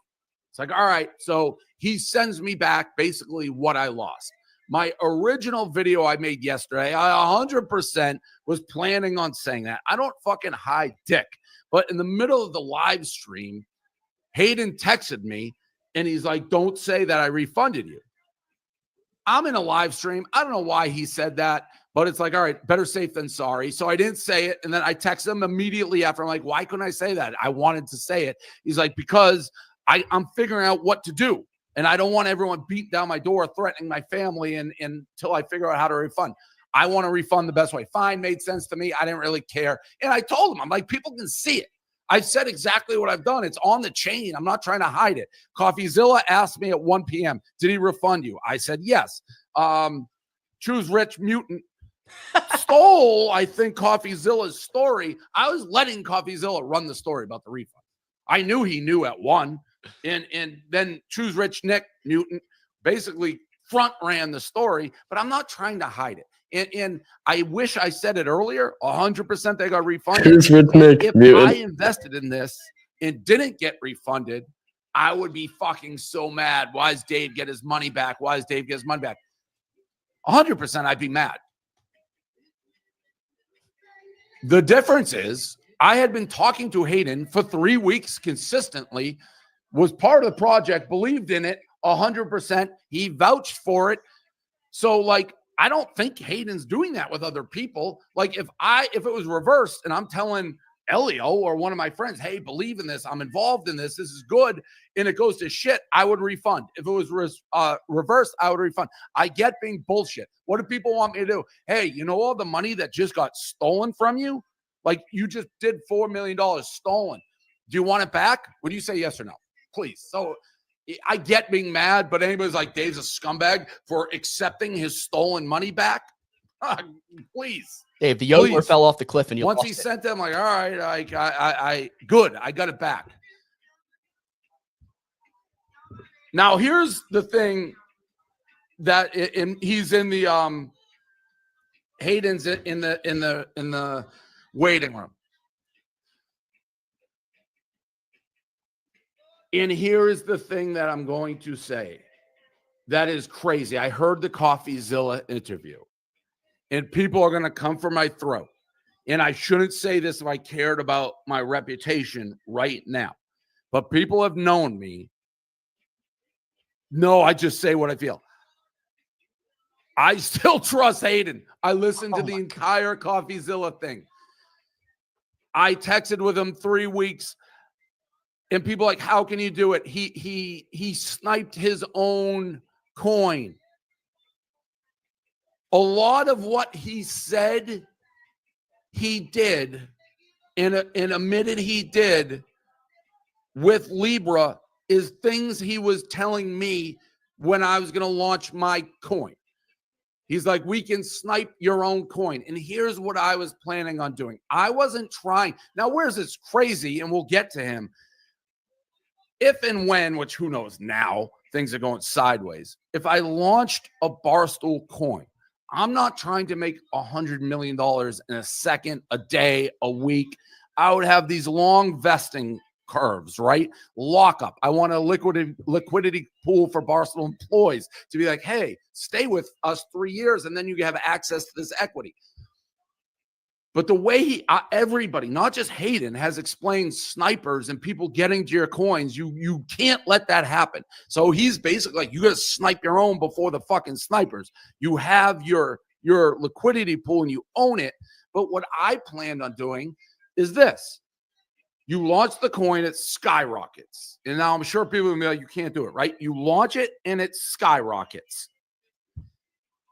And you are selling into this liquidity. So your coins now, you're making tens of millions of dollars because you have the coins. You're selling them as everyone's buying them, and this thing's going 1 billion, 2 billion market cap, whatever it may be.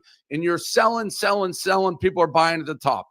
With all these meme coins, eventually people stop buying and they start selling to make a quick buck, right? So the price comes down. Well, guess what? Now with the sniping in my coins, I'm sitting on an arsenal. And as the price goes down, all this money sitting here, I just pump back into the coin and push it back up. So I'm leveling it and creating liquidity and avoiding a gigantic dip. I asked about this 10 million fucking times. How do I avoid the crash? Because I don't want people getting screwed. And this is how I understood to avoid the crash. I buy when there's huge liquidity. Excuse me. I sell when there's huge liquidity, make a ton of money, but I'm not putting that money in my pocket. I just infuse it right back into the coin when it drops and let it level off until you get to equal buying, selling, and there's a liquidity pool where people can cash out when they want, invest what they want. Barstool is a well-known company. We're doing things. My reputation, it's a coin you own, and it goes up based on like me doing things and coming up with ideas and selling merch and partnerships. That's what I had in my head. But every meme coin I studied and everybody I talked to has these snipers and these people who come in quick, try to make a ton of money right off the bat, and that sends it going. So if I can push it right back up, then I may have something. That is what I was planning. And all the shit I've been doing beforehand has been looking at how people buy, sell. I'm not trying to make money till I fucking do it. Now, Jail Stool, I theoretically could do, but I can't sell Jail Stool. I could never sell Jail Stool. So I couldn't, like, all I can do is keep putting money into Jail Stool, my own, but I'm never selling it. So Jail Stool, like, I don't make money on it. It's not my coin. The other one, I would have more control to keep the price up. And I guess at some degree, you just have to trust me that I've told the truth all the way along. And I've quite literally left millions and millions and millions of dollars in this meme world on the table. And I've told everybody what I'm going to do to it. The only thing I haven't said, and it wasn't intentional, is that Hayden refunded me. And again, if that's well, Dave accepted a refund for the fucking money he lost in 10 minutes. Yeah, that's an advantage of being me. And that's an advantage of the fact Hayden and I have been talking nonstop for 3 fucking weeks. And I never would have been fucking, I thought I was going to interview the goddamn president. So that's Christ. That is where I was coming from. So let's bring Hayden in. I have one major question for, and people are going to say everything he said for the most part is things he was saying to me. And people saying part of the problem, the meme coin world is the meme coin world. If you want to regulate it. Are they hobbies and cards that go up and down? All right, here he is.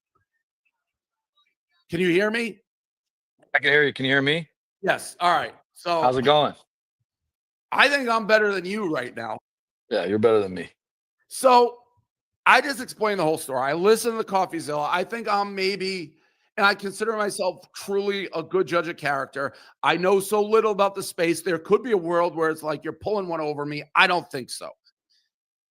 Here's my $1 million question. And why, who, so, all right. Did you hear me explain how I thought our coin would work if we were doing it? And I think I had it right? Like what I was saying the general way. You do based on the current circumstances of meme coins, which by the way, a lot of people, right? Like when they're calling rug pulls and et cetera, like nobody understands the technical side. I was just one person that figured that out because I wanted to make the meme coin sustainable. I mean, you're talking about a guy who's made and lost so much money on meme coins trying to figure this. Same as you. I mean, I started I was the same as you. It was like trying to figure this out. This is super cool, lucrative, and you can get super fucked really quickly. Yeah, and for meme coins, there's different aspects of it. Like if I was doing one with Barstool, I would try to come up with partnerships, ways to make it sustainable. If you're buying Dave's got a cunt face, that is not something you can't ever complain about. That if I put my name behind it, then you can. But so the coin is dropping, right? Why didn't you infuse the capital that you have back into the coin? If you control that money, who's being no, you can't, because that would have sent it right back up. So yeah, I'm happy to talk about it. So a couple things. One, people weren't watching in real time, but you can see all the sniping wallets, right? You can see the guys that are in. And there was 3 massive ones. One at the top had $55 or $7 million, and he hadn't sold one, which would have tanked it either way, right? Then you're fucked.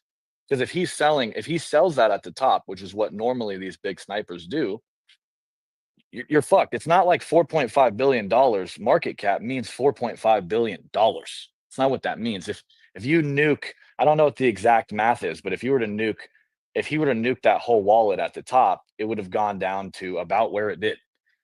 There was 3 stages that were planned. One was the first Milei tweet. Second was the second Milei tweet, which was I was told was supposed to be a video. Milei did not say this directly to me, but his team, the people representing him did. And then there was supposed to be a third wave of a bunch of extremely influential people. I'm not going to name all of them because I don't think that's super helpful, that we're going to rip it. And the plan was, okay, take exactly what I told you. Take some of the liquidity off. Maybe I think like I was directing probably slightly too aggressively because I was very nervous about that big sniper, which again, if everybody goes and looks back at the timeline, you can see somebody has like, it's 12.7 or 1.7, I can't remember the amount, but million tokens. And at the top, it was like 55 to 60 million cash that they could have sold. And that was nobody associated. I don't even know who it was. Okay, continue, because you're saying even if you put the money back in and that guy sold, you'd lose your money? Then the project's toasted. Like, think of it right now, right? So let's before I talk about the before. Right now, there's a bunch of money for the project, and it's sitting at 350 million market cap with $75 million of liquidity. Right now, that, as I told you, that liquidity is moving on a bonding curve, so it's not like it's just locked. If people sell, it's going to go down. But it's a thick liquidity, strong meme coin. I think it's still one of the biggest right now. The question is what to do with money that's not mine. I'm never claiming it's my money. I'm not running off with the money. I have no desire to run off with the money. Whose money is it?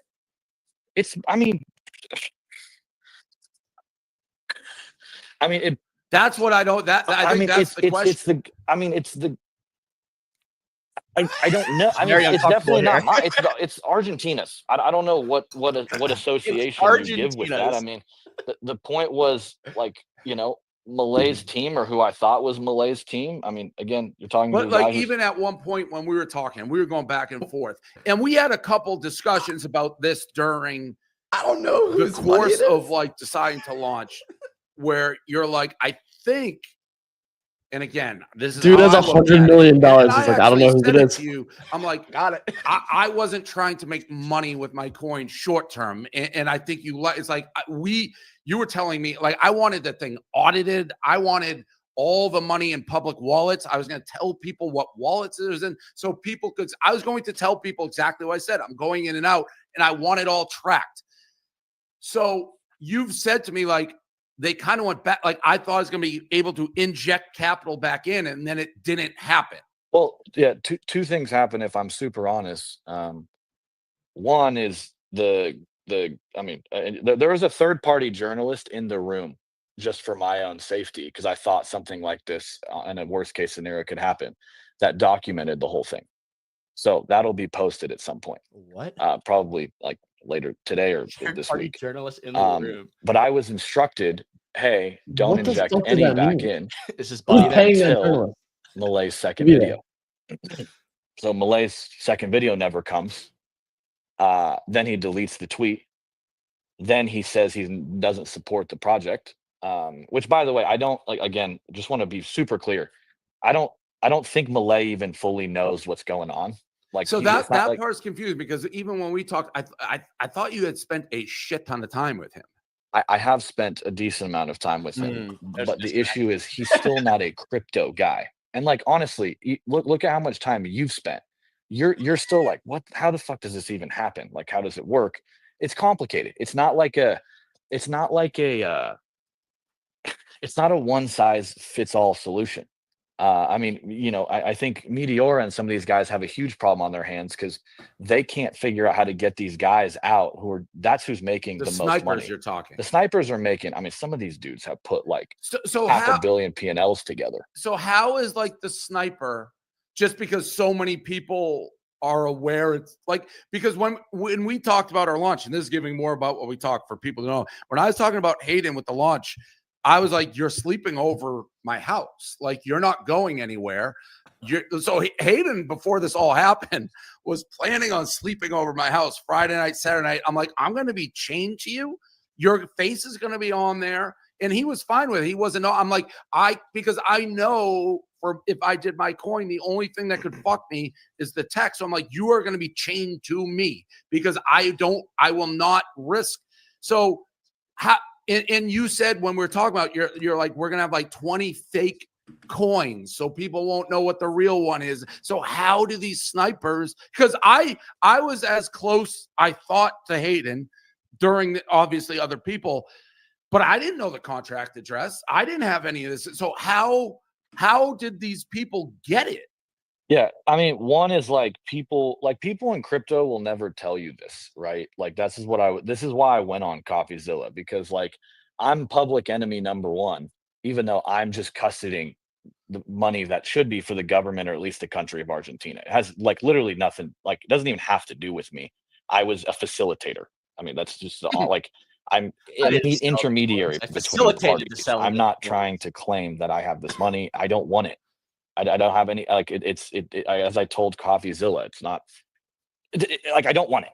Yeah, the cynic in that, and we had this discussion too, because when we laid out the plan, I was like, I need to know how you make money. Your answer to me during that was like, I think you could be a project that changes crypto, and I want to like help, because I said to you on pass, I'm like, you talked about Kanye at one point. Like, why would you ever, like, that makes me nervous you'd even consider that. Like, he's a scumbag. Why would you get, like, I need clean people, and I need to understand how you make money. So in this Argentinian project, how were you about Kanye launch? He yelled at you for putting him in the same. I wasn't going to make money. That's the honest to God truth. I was trying, think about it. Because you've made all your money already. Like that, I've never understood, because you're already made your money. Like I've made some money. I'm like, it's not like I'm just like super mega. He refunded $5 million out of his own pocket. I'm 28. I have objectives that are like way past 28. Like I don't need to make shitloads of money at this very moment. People can think I'm full of shit, but like that's Argentina, the only part that sounds, because even I didn't know when you sent me back my money, I was like, holy shit. This guy must have like billions, because he's just like, yeah, I'm sorry. No, I'm just making sure. And again, like maybe I shouldn't have done that in hindsight. An investment to get him, but bribe to get. I'm trying to like, I'm not a piece of shit. I get it. I'm trying to do my point in the Argentina thing was, let me make that point. My point in the Argentina thing was like, this was an experiment. There were much bigger things happening in the background, like way bigger. Like tokenizing a country. That's the money on that like SBF is A, completely life-changing, and B, way more revolutionary important than a motherfucking meme coin. This was an experiment that happened to go very wrong, that tons of people are pissed as fuck about. That, you can say what you want, but people also bet the horse on it. Like, yeah, and maybe I would have too, but I wouldn't have been pissed. I wouldn't have been as pissed as everybody else is. That's for sure. Here's the difference, though, I think, on that, and I'm one of those people. There's a difference between horse racing, meme coins. Like, this blurred the line when you have the president of what's the 22nd biggest country endorsing it. Like, what got me excited was like, he wants to put it back in small business. And so like if I do something, even with Barstool, like there's a level you got to play the right way with it. If I'm putting my name, I'm not going to sell it versus like Fartstool. But when it's the president of a country and he tweets an endorsement and it's about like helping, then it's not, you don't feel like it's the horse race. And you don't expect the president then 5 seconds later be like, just kidding, I have nothing to do with it. Right. But I didn't either. It's not like I'm not. It's not like I'm. But that's why people are madder. That's why people are like, this is the president. For sure. But I understand being super fucking pissed. But making me target enemy number one, like I would love his spokesperson, somebody to. There's apparently an interview that's coming out today. Let's see if it happens. But to at least explain, like, hey, this is what happened, because it's not like he left it up for 5 minutes. You can't claim it was like a hack or like somebody from my group or something hacked him. Like, I was with people that represented him in the room. He said what he was going to do. He was on the phone.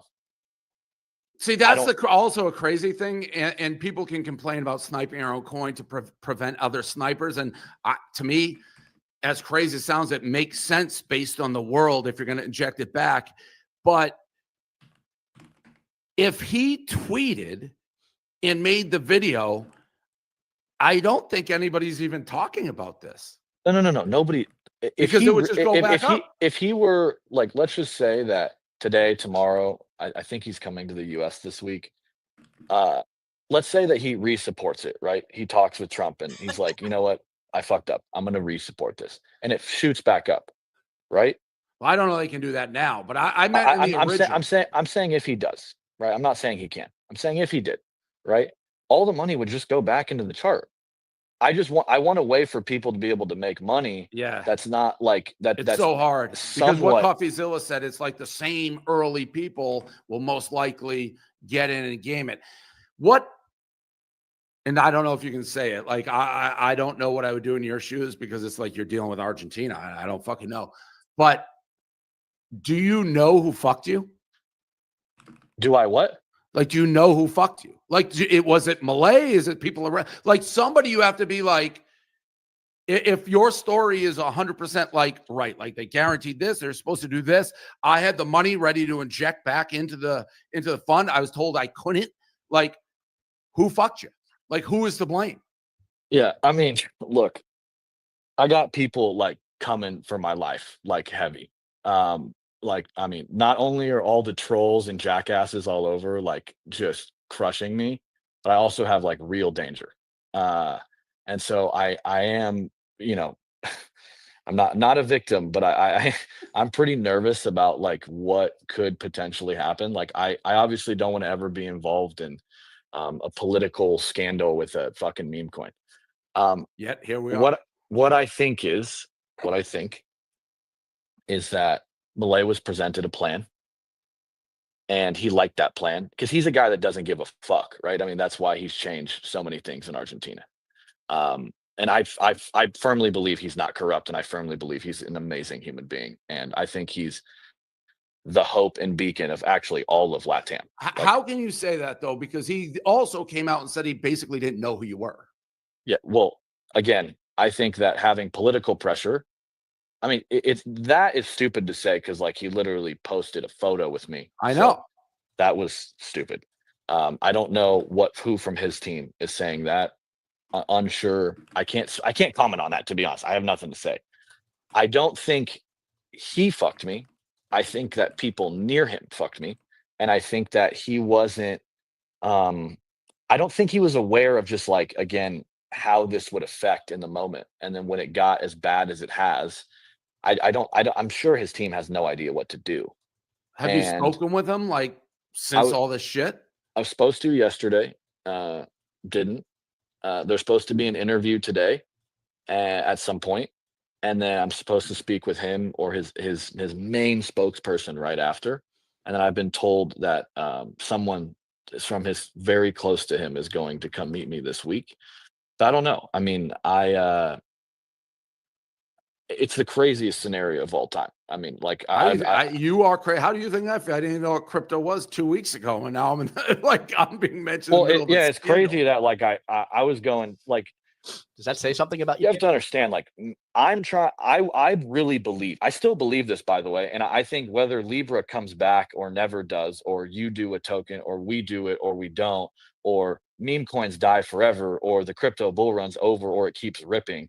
Like for me, I'm gonna use this as like, look, all this shit's fucked up. I know why, I know how, and I have a decent amount of fixes. Part of all these launches is I'm trying to figure out how to do this in a way, get the market cap right, get the structure, get the position to actually have these last. You were the person that I thought, okay, you're not going to give up on this, and you're not just going to go grab money.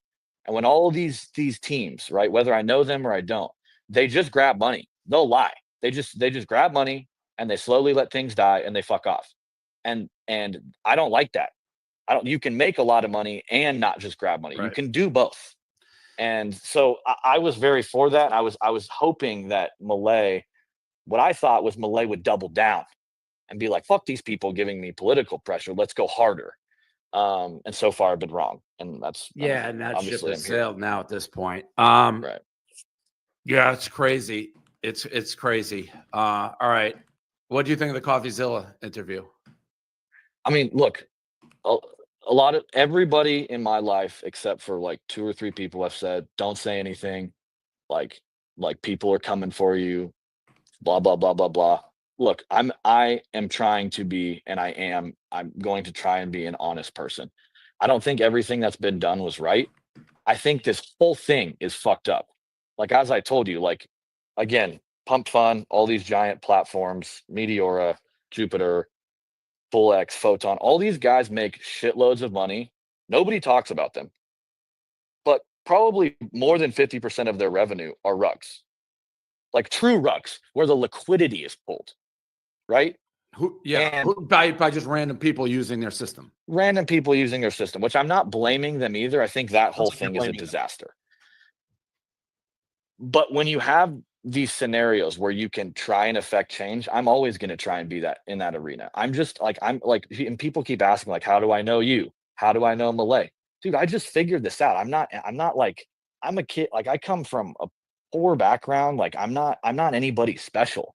Well, I said Josh Richards provided, he knew what I was looking for and provided an intro. And then, to be honest, and it's crazy because I texted you. It's like, I still believe everything you've said. I think there's an element like with the CoffeeZilla of pretend naivety. Is that the word? Like everybody I've talked to is like, snipers are the worst. You got to watch out for snipers. But also, so when you snipe your own coin, it makes sense to me.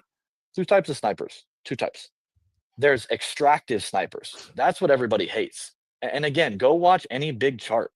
You have these guys, and I don't know how they've done it. I don't know, but they figured out how to come in at $1 million, $2 million on size.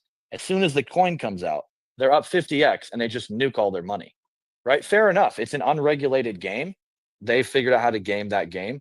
I'm not even necessarily angry at all those guys. I think it's bullshit. I don't think it's helpful. But then you have people who are trying to make the project real and long term. And you're like, okay, well, if I buy some of the coin, that's all it is. It's trying to buy some of the coin fast when it comes out.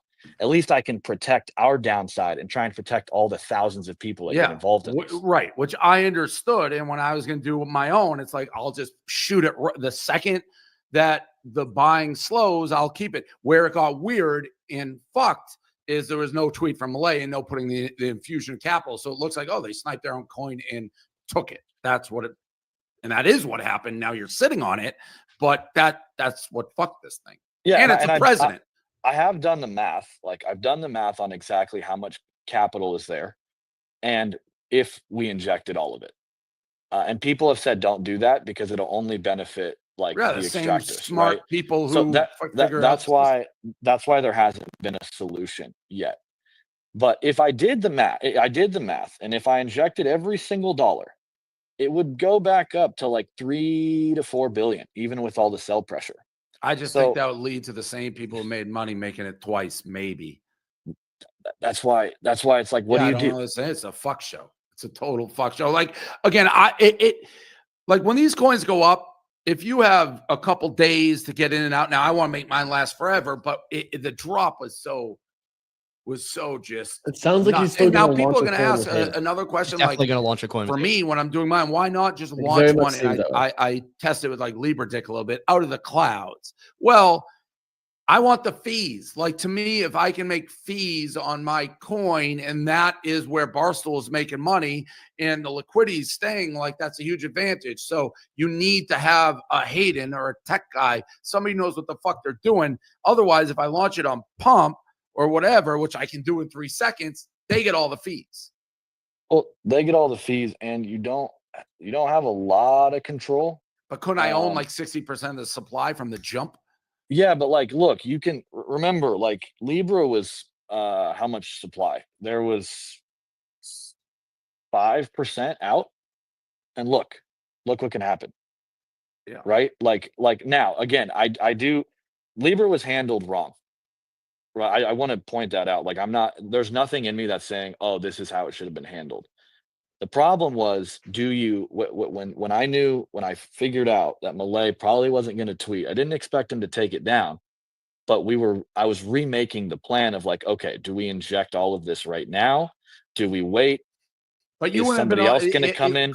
Did you have, that's where I still, and I'll end it with this. Like the big thing which I think you said in real time, is like, they won't put the money back in. So like, Yeah, they told me not to at the moment. And then it became a falling knife. And it's like, okay, everybody's selling. Do you inject all the money when it's not, like when everybody's selling, it doesn't really do shit, right? You have to have somewhat of positive buys going in. but if you're sitting on Otherwise, 100 million, that would have done it. it would have done something, but like again, in hindsight, I would have done things differently.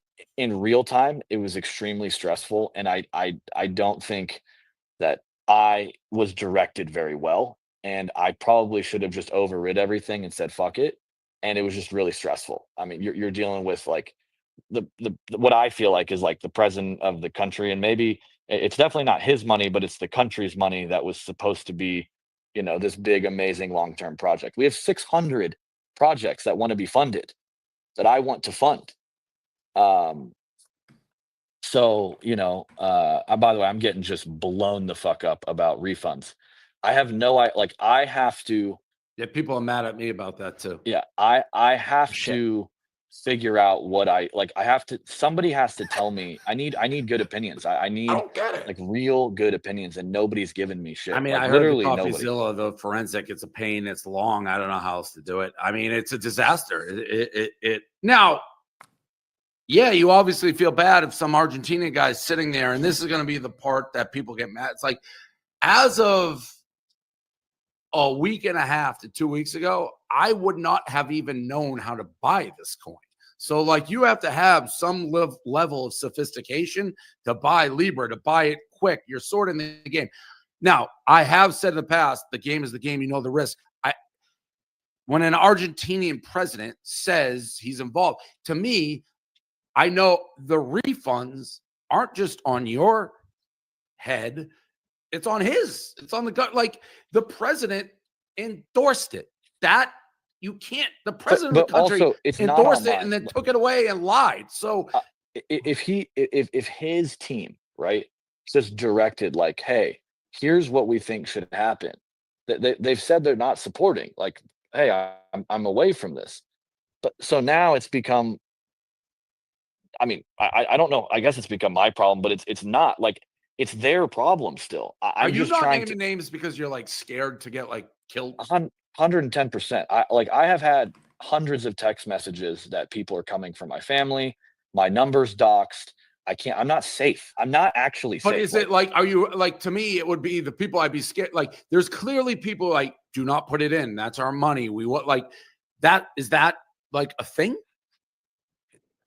There's like, look, I really like, honestly, I'm not trying to be like mysterious. This is it's dangerous. Like, yeah, I don't doubt it. You're sitting on $100 million with in the center of an international scandal with the Argentinian government. Yeah, like, this is like very dangerous. So, am I careful about what I'm saying about who's Steve involved? Harvey? Wait, did Dave keep the refund? Of course, I kept the refund. And this is again. People are asking this. Hayden and I have been talking about 3 weeks. We talked during the entire thing. You lose your money. There's no chance. I was like, we were going back and forth. I feel like everybody else, like the money was basically stolen, and then I got an opportunity to get the property back. Of course, I kept it. There's no human who wouldn't keep it. Now, whether he did the right thing giving it to me, you can argue that. But there's not one human on earth who would have been like, okay, fine. Yeah, and again, in that scenario, right, there's like so much I could say, but the point of that scenario was like, okay, let's do, since Barstool Coin is probably coming, I don't know now, of course, but let's do, like, I was thinking of doing a Milei Barstool token swap, airdrop on both sides. Then let's do Dave, who does a Milei interview in a foreign language and run, like, I wanted there to be cool shit that happened out of it. Right. It was like there was a lot more than, oh, you're like people are saying you're a KOL that came on board. I don't even know what KOL means. There's a fucking list. What's KOL mean? I've seen. I don't even know. Key opinion leader. That's what they call. What is it called? Key opinion leader. That's what they call like Web3 influencers. I am a KOL then. But I am a key opinion. There's no list. Like, there wasn't anybody else I was talking to. There's no. That's what I thought. People got that all fucked up. Oh, the other thing I want to make sure, because people are coming for the LA vape cabal guys. They have no idea what's going on. Like I talked to I've Banks last never night. He talked said he to never any heard of of you. them. He Yeah, said he never heard of you. I've never met them. I think I maybe I've met one of them once. I don't know them. Like they have Let's nothing clarify. to do with anything. Here's a big question to clarify, because I think we got our wires crossed.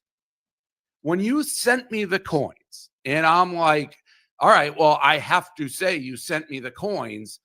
You're like, well, it's going to make it sound like you're an insider. But then it was like, after you're like, I sent it back, and then we talked more. You're like, well, you could have said, what was the miscommunication there? Yeah. All I was saying was just don't say it right at the jump. Just wait a few minutes, and then I was gonna say announce it as a partnership, and that you got tokens. I wasn't I didn't care that people said you were insider. Oh yeah, or not. so I couldn't have done it there. I had to put it in the immediate. And by the way, I've said this 100 times. What is that? What was that? I was 1 second away from giving the biggest endorsement to that. Like, I was so sold on it. I mean, I sent Hayden. It's like, I'm a big believer in this guy. Thank fucking Christ that didn't go out from my perspective. That would have been the end of me. Me endorsing within a week and a half of being introduced to crypto, me basically endorsing the biggest scandal in the history of crypto. I would have died. I would have died. Oh, you would have. I mean, look, I obviously I didn't want to put anyone in a position. Of course, people are going to lose and make money on meme coins. Like that happens every day. Obviously, this is insane and unprecedented, and it's it's completely insane. I have had so many threats, blackmail, people trying to come after me, going nuts, trying to bring stuff up from years ago of some random situation. It's insane. So everybody and their dog wants this refund. I understand. I have nothing to gain from this. It has terrorized my family. It's crushed my reputation. I was just trying to go from where meme coins were this shitty ass thing that only 50 people in the world made money on to, okay, this is sustainable and cool, and got fucked. And people can believe whatever they want. But that's why I went on CoffeeZilla. That's why I'm still talking to you. I don't have anything to gain. I'm just getting cooked. People are all over just roasting. Everybody's cooking in there. And again, listen, it changes when a president's involved. That's how I got sold. But anytime people are making money or losing money, the people losing money complain. Like if someone creates fucking one of these crazy ass coins, Dave Maximus Stoolimus, and they lose money, they complain it's rigged and they're rigged. It's like, what the fuck? You know what you're getting into. So, but with the president, man, he fucked you. Man, he fucked you. And whether it would have gone south anyways, when a president says he's involved and then not involved. But look, it wouldn't have gone south. Again, I encourage people to look. I'm not going to name other coins for the sake of Melania. not getting myself in further issues. But if you look at major big meme coins, they're all down 80%. They're all down 90%. They've all had money extracted from them. This one was colossal because it was so quick, and obviously it shouldn't have happened. But again, you're choosing to back something that has only a tweet backed from it. Right. And it's a tweet from a really important guy. I understand that. I would have bet on it. But now I'm sitting in an impossible scenario and everyone's just roasting me. Yeah. I mean, my options are let's just keep talking about Libra and rip it back up. Yeah. And inject this capital. The only thing, it should be one tweet. It was the president of if Trump tweeted and then Trump tweeted 20 minutes later, P.S. just kidding, not involved. It's a major catastrophe. That's what I say. And it was 7 hours, I think. It was 7 hours he left it up. Yeah. I think it was 4 hours. I can't remember the exact time. All right. I appreciate you coming on. Like I said, people think I'm dumb for still believing what you say. I do. I spent 3 weeks with you. I don't. And even when I listen to the CoffeeZilla, it's the things you were saying you were trying to do is kind of how you explained doing mine, except I would have put it back in and been super transparent. Everyone had every wallet, but I appreciate it. Even before coming on, he's like, is anything going to be off limits? I'm like, no, because I fucked myself last time when I didn't say the refund, which I planned on. So there was nothing off limits. Thanks for coming out. I'll talk to you soon. Bye. See ya.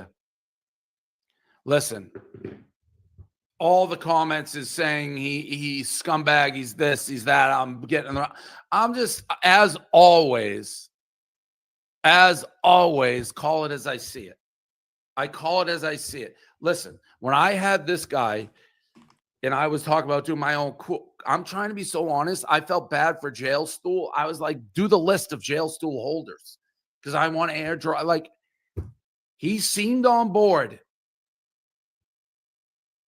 I'm back at square one. I don't even know that's worth doing a coin. They all go bad. CoffeeZilla, when I first mentioned it, like I'm thinking about it, it's like, don't do it. None of them come out good. But CoffeeZilla hates the space. He hates like me being able to be like someone sends me a fucking dickhead coin. He hates that I can just buy it without even telling anybody. Just buy 2 coins and it goes up like 10,000% because I have 9 million copy traders. That's that. I have no problem with it. There are hobbies, David Sachs, they're collectibles, cards. When it's a president, it's a different fucking story. And I don't think there's a lot of honest people in this space. Almost none. And the people who pretend to be honest aren't honest. The people like choose Nick Mutant, who I've gone from liking and not like. He said, oh, he's trying to make money. They're all trying to make money. And that's fine. I'm in this to make money, but not at the expense of fucking everybody over. Like, I wanted to create liquidity where people have a chance to buy, sell, buy more, sell, and stabilize. Maybe you can't do it. Do I think Hayden is afraid of getting murdered? Probably. Do I think there's people in Argentina who are like, you can't sell, and now he don't want to name names because you could get fucking assassinated? Maybe. Like, we're talking about Argentina, an international scandal.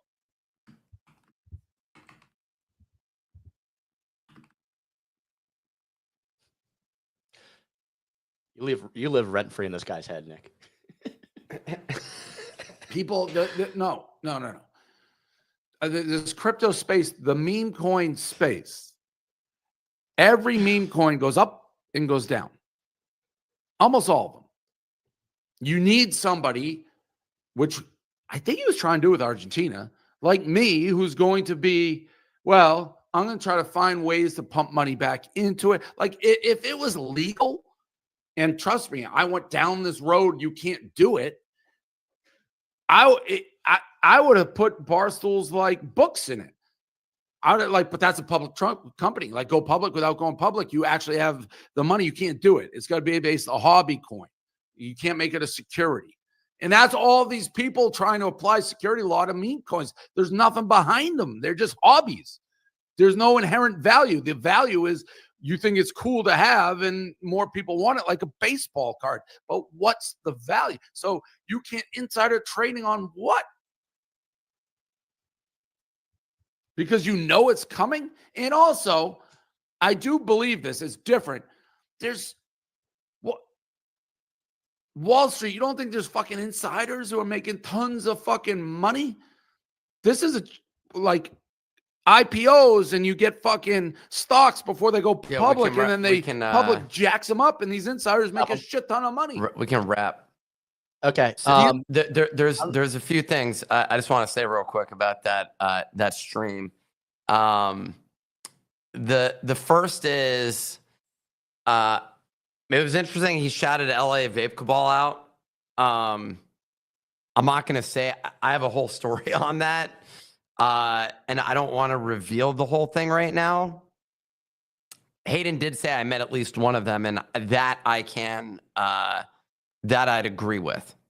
And I think he met one of them on multiple instances is one of those things. And it happened recently. The other thing that's weird that he avoided answering, which is the story that I'm working on right now, is how Hayden actually makes his money. And I think that's the part of it, which is kind of dirty. And he wouldn't even say. And the fact that he wouldn't say whose money this is, there's a lot of sketchy shit. And the fact that he's like, it was going to go for the Argentinian people. There was no clarity provided on that front. And I think that he there's about to be clarity. I'm working on some of that clarity. Other people are working on some of that clarity. But yeah, that's all in the process right now of being crafted into stories. And I think ultimately this guy is a liar, a scammer, legitimately clearly scared for his life because he just looks like he hasn't slept. I mean, he looks beat up. He looks worse than me, and I look like shit right now. So I think all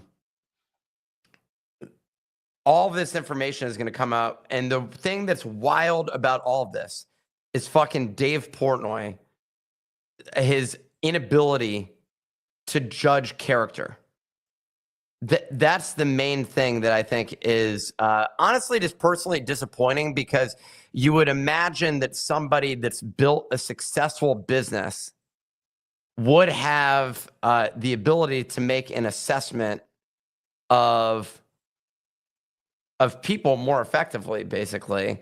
And the fact that he thought one of the downsides, though, is we are ignorant in many ways, because they're not coming to us. Hayden's not coming to influencers and having a conversation about, hey guys, here's what I'm doing. Here's the sketchy behavior that I'm involved with. Like, the whole goal is to obfuscate that stuff. His whole interview was about having that stuff hidden. And I think the fact that, are we getting wrecked on this trade, by the way? We're up huge. Oh, we are? Yeah, we're up 20%. Our capital margin was $471, and we're up $232. That's crazy. Your So, audio like, you see my arrow I drew here? Your audio is slightly blown out, by the way. Oh, sorry. I probably just got to adjust it. This arrow I drew, it's playing perfectly to my TA. Straight Solana. Easy has the soul chart pulled up. We put a short on Solana on dydx on our funded sponsored wallet, and we are absolutely cooking. So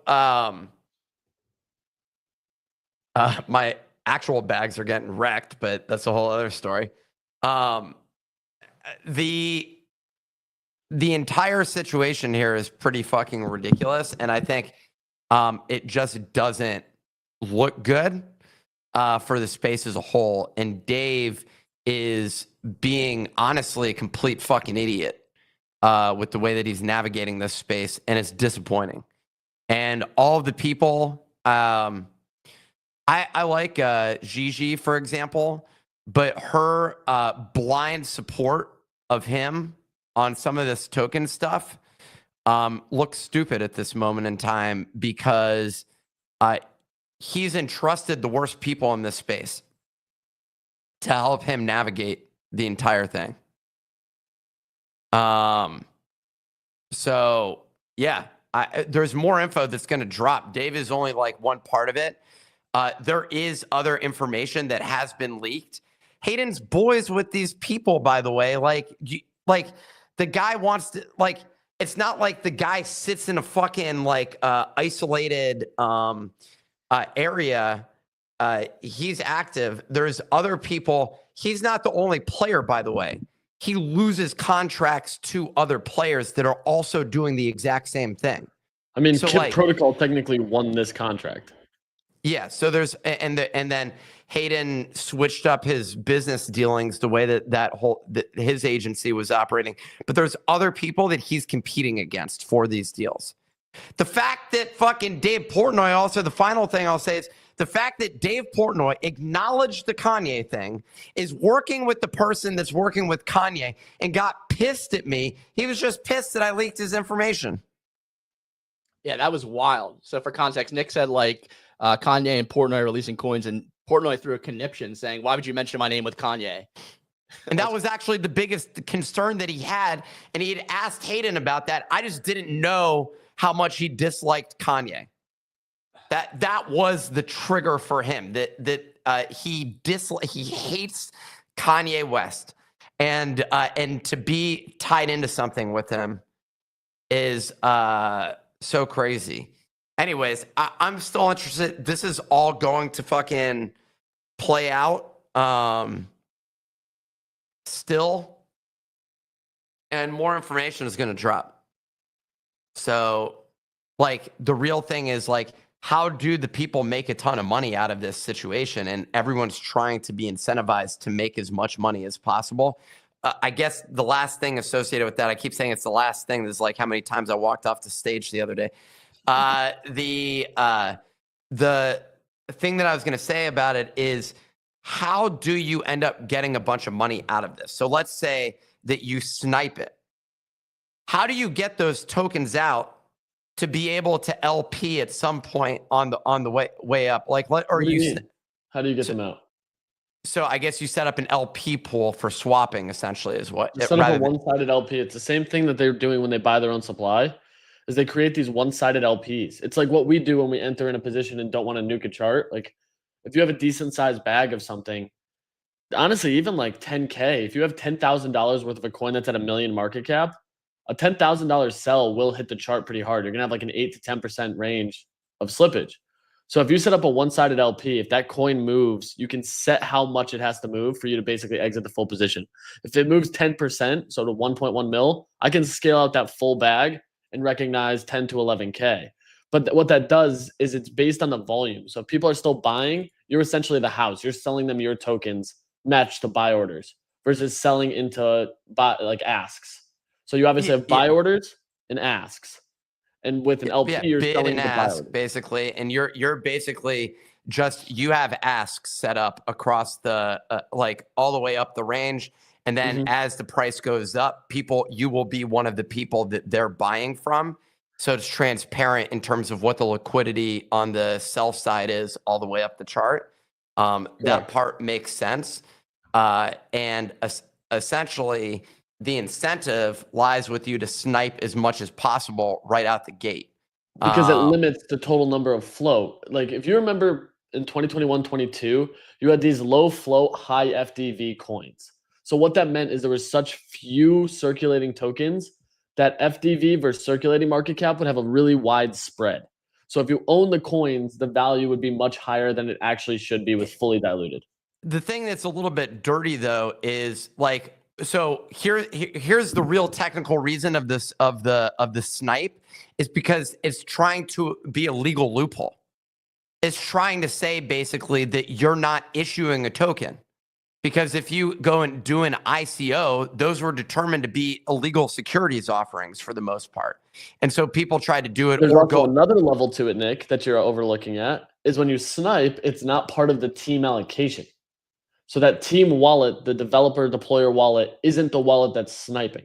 They usually are not the same supplied wallet. So when you release tokenomics, you have supply control without having to share that the team owns 90%. So we can say the team only owns 60, snipers own 30. Well, you wouldn't say snipers own 30. Like, you Obviously. wouldn't. But I'm saying it'd be like, oh, the top holders are the ones who have the rest of the supply. And many times they bundle it. So you're seeing it with pump funds. They bundle the launch and snipe it. So it's 60 wallets own 30% of the supply, which breaks down to about 5% per wallet. I think my math's wrong there, 0.5%. I don't fucking know, dude. I'm sorry. They own a certain percentage of the supply. They'll structure it so that that supply is varying percentages so it doesn't all look copied. Yeah. But when they showed the full pie, like, one thing I just want to clarify, when they show the full pie of saying, hey, this is the amount of tokens. So, like, let's say Doodles just came out with theirs, and this is the breakdown.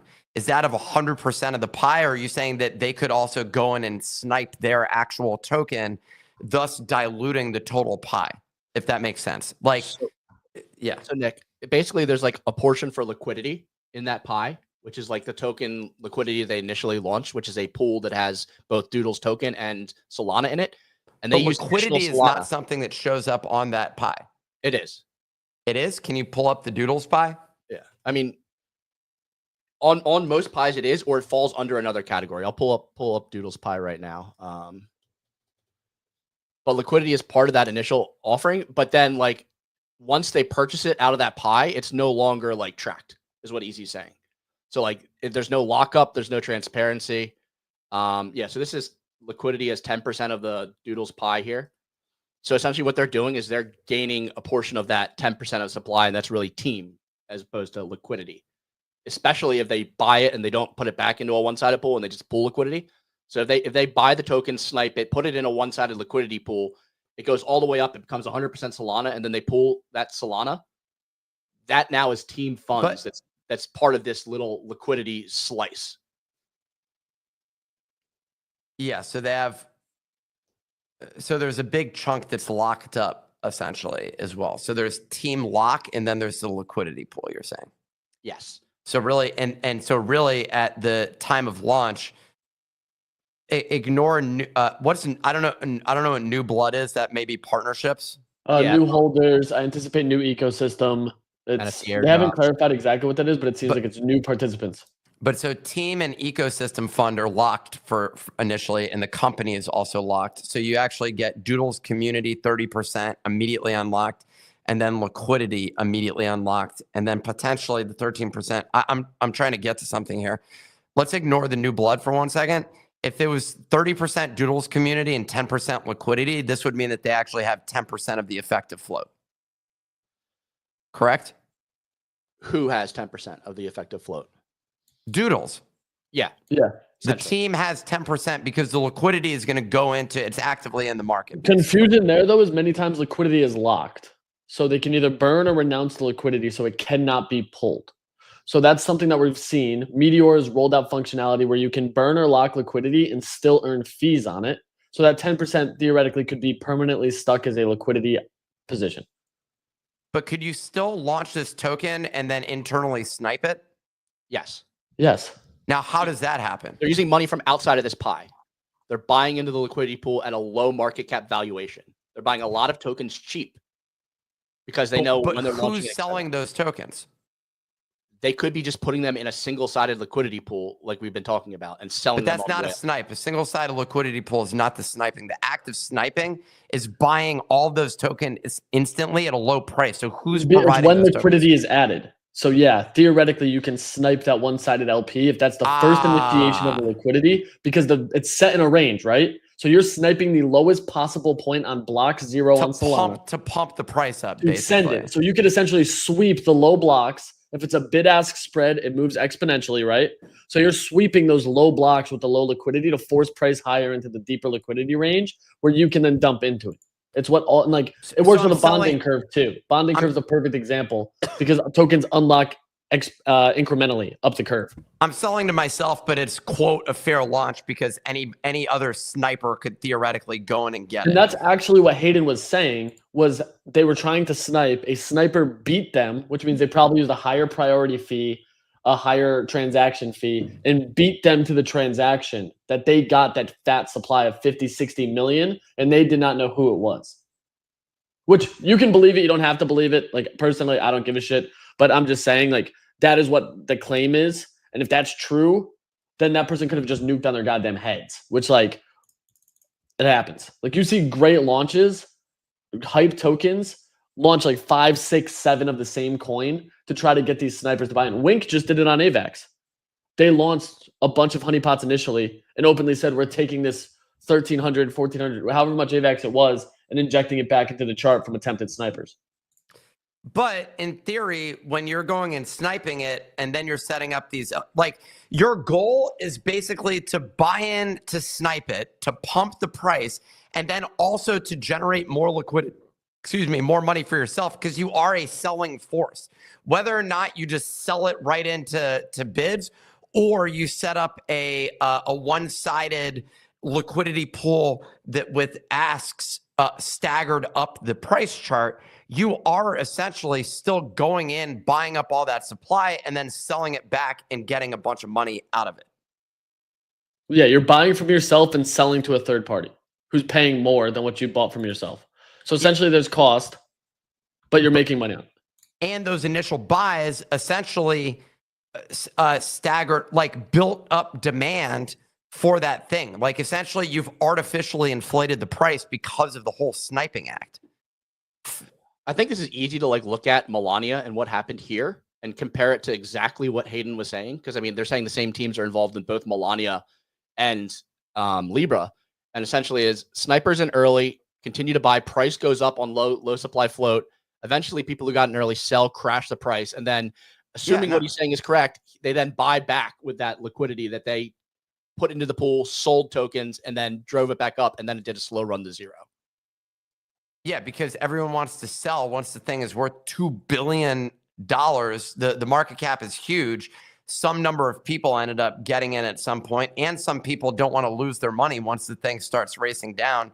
And now you've lost all of the money that all the dry powder that you had is fucking gone. Can you scroll to the right? Is this chart bottoming? Nope.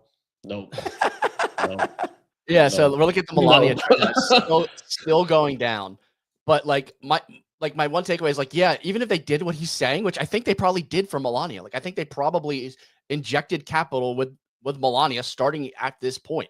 We saw a huge volume spike at $1 bill, cranking it all the way up to $2 bill, and then just no one cared about the token, and it was a rug. It didn't have any value. Why would have Libra been any different than this had they like executed correctly?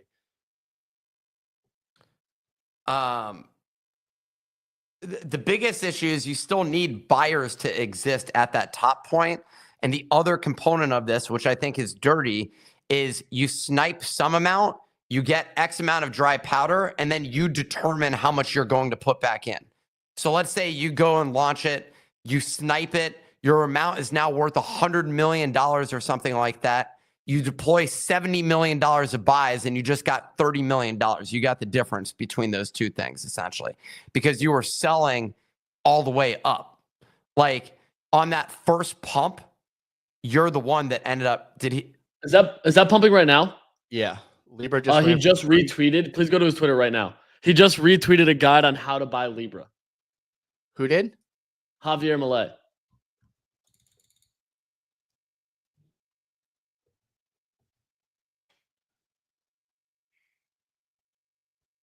Where? Can you pull up his tweet? Well, it got shared to me. This full guide by Darlo Epstein is the guy. Epstein was involved? Yo, can you send me the link? What are you showing? A screenshot or what? I'm trying to figure out what's going on here. I'm trying to find the tweet here. Can you post the screenshot to us, Easy, in the chat somewhere? Yeah, I'm sending it to you on Slack. Send the link, yeah. That's what I just got. And that's what led to the exit pump. It was just shared in the Bodago's Discord. He may have already unretweeted it.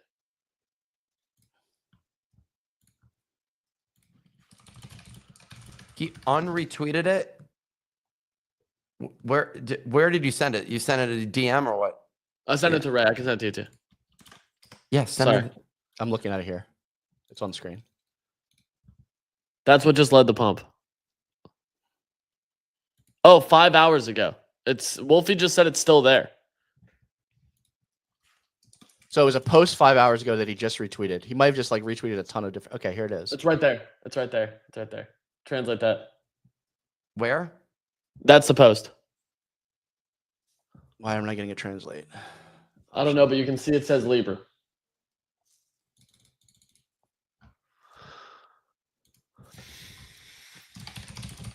Five hours ago. Let me find it.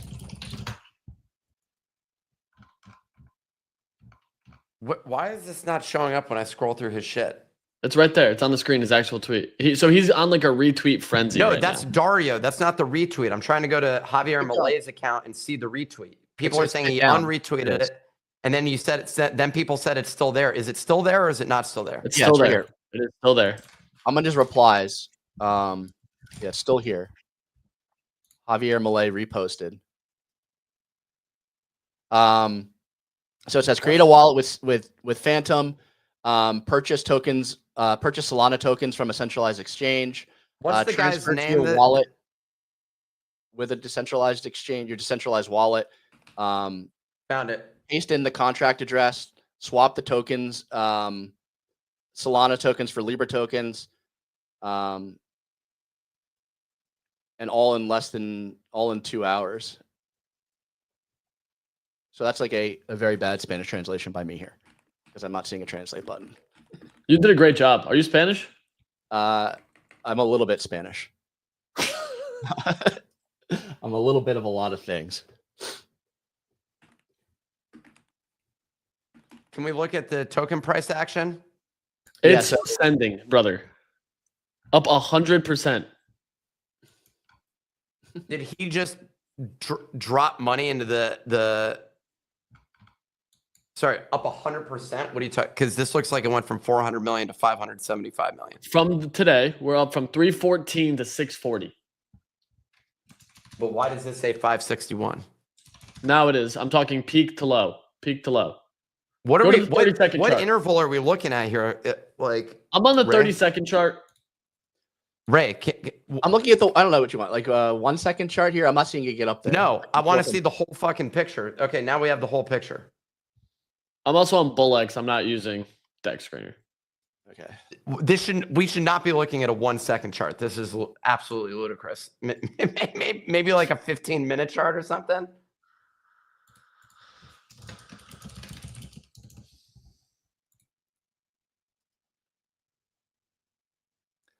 All right, here's 15 minutes on BullX. Yeah, since this is a meteor pool, you're getting these wide ranges. So this one ran as high as 690 from a low of 254. How much buy volume did he put into this? This is ridiculous. I don't know if he did it or if it was on that retweet. I don't know. It was off that retweet. We can look at buys of more than 10K at a time here. Only I mean, there's been 100 sold buy, a 94 sold buy, a 70 sold buy in the last 10 minutes. But outside of that, there hasn't been a huge buy in the last 2 hours. It could be smaller buys stacked, but in terms of single purchases, 100 sold 11 minutes ago was the biggest buy at 440 mil.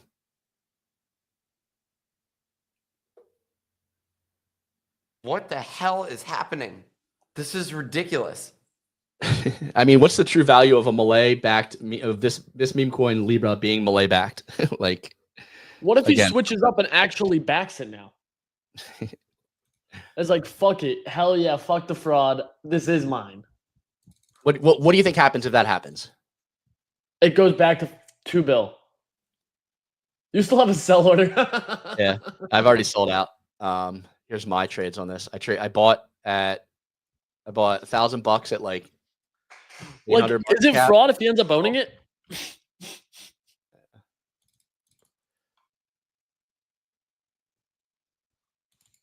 I mean, I don't need to make money off of this. I'm not trading this. I'm good. But I'm so curious about this situation. Truthfully, I don't think I'm going to trade Solana memes for me, 48 hours, which is like 3 months in my life. I like how you're like I'm done forever, blah, blah, blah. I cannot wait to see the easy buys popping up on my screen in the trenches later. I haven't made one in 2 days. I got honeypotted on an AVAX meme coin this morning. Haven't made a trade. Okay, so you're trading on AVAX instead. I got you. Yeah, not Solana. We're trading on AVAX. Well, technically we're trading on Sol. Our short is now up 60%. I might close this here. 179 we're looking at right now. Yeah, I might close it here. Yeah, why not? Just lock that in. Yeah, let's book the win. Close the position. I've got. We booked the win, boys. I got housekeeping to take care of to make sure I don't forget about this. RecTech just postponed their 1 week to let kind of this fallout kind of settle. So RecTech will be covering this game all this week. We'll be covering it next week as well. And to come, we love these guys. We're going to be partnering with them throughout their seasons, but their mint was pushed from tomorrow, as we mentioned earlier in the show, to next week. So another week to jump in. If you're a boat doggo, you can hop in and start playing some games, earning some points ahead of season 1. Next Tuesday is the tentative launch. They just wanted to kind of push things with all the attention elsewhere, which I think is a smart idea. But I just wanted to cover that little piece of housekeeping so we didn't forget about that before we wrapped today. So, I mean, we can continue to talk. I'm free. I don't know if you want to talk about I think I'm good with the I'm good with the stream. I want to go and get some news. Your boy wants to work on some publishing some news. I'm actually regretting this coat that I bought. Fucking shit. I'm tired of the stream, but you know what? Let's bring up that coat is sick. The inside, I think, is polyester, dude. So it's bothering your skin? Yeah, I can't have it. Damn, I love $200 down the drain. All right, well, it's time that we get in the trenches. You know what I'm saying? We're gonna have a deep trench session. I'm gonna be hollering at the LA Vape Cabal, find out, is there any good shit that we can go buy today? Figure that out, dude. This shit is cooked. I'd go over to AVAX, man. I think it's time for everyone to just slow down a little bit. I signed up for a couple AVAX pre-sales over the last week, over this weekend. A couple I'll pre-sales. do the same. I also need to take a nap. What? Can you send me the pre-sales, dude? I can. I Put absolutely them in can. general Slack. Also, by the way, if you have 69 Bodogos, you get invited to the company Slack. No, that's not true. Don't tell Nick. I'll send the link. That's just not true. All 69 Bodogos. You heard it here first. All right. Sorry we're cutting it early after 2 hours and 20 minutes, but that's going to do it for today's show. Thank you for listening. Thank you for chatting with us for the greater part of your morning. We appreciate you. We see you all in the comments. Have a wonderful Tuesday. You can catch us on all major podcasting platforms, Spotify, Apple. Watch us back on YouTube as we stream for multiple hours to bring you the latest and greatest in Web3. Thanks again. Enjoy your week. Have a wonderful Monday.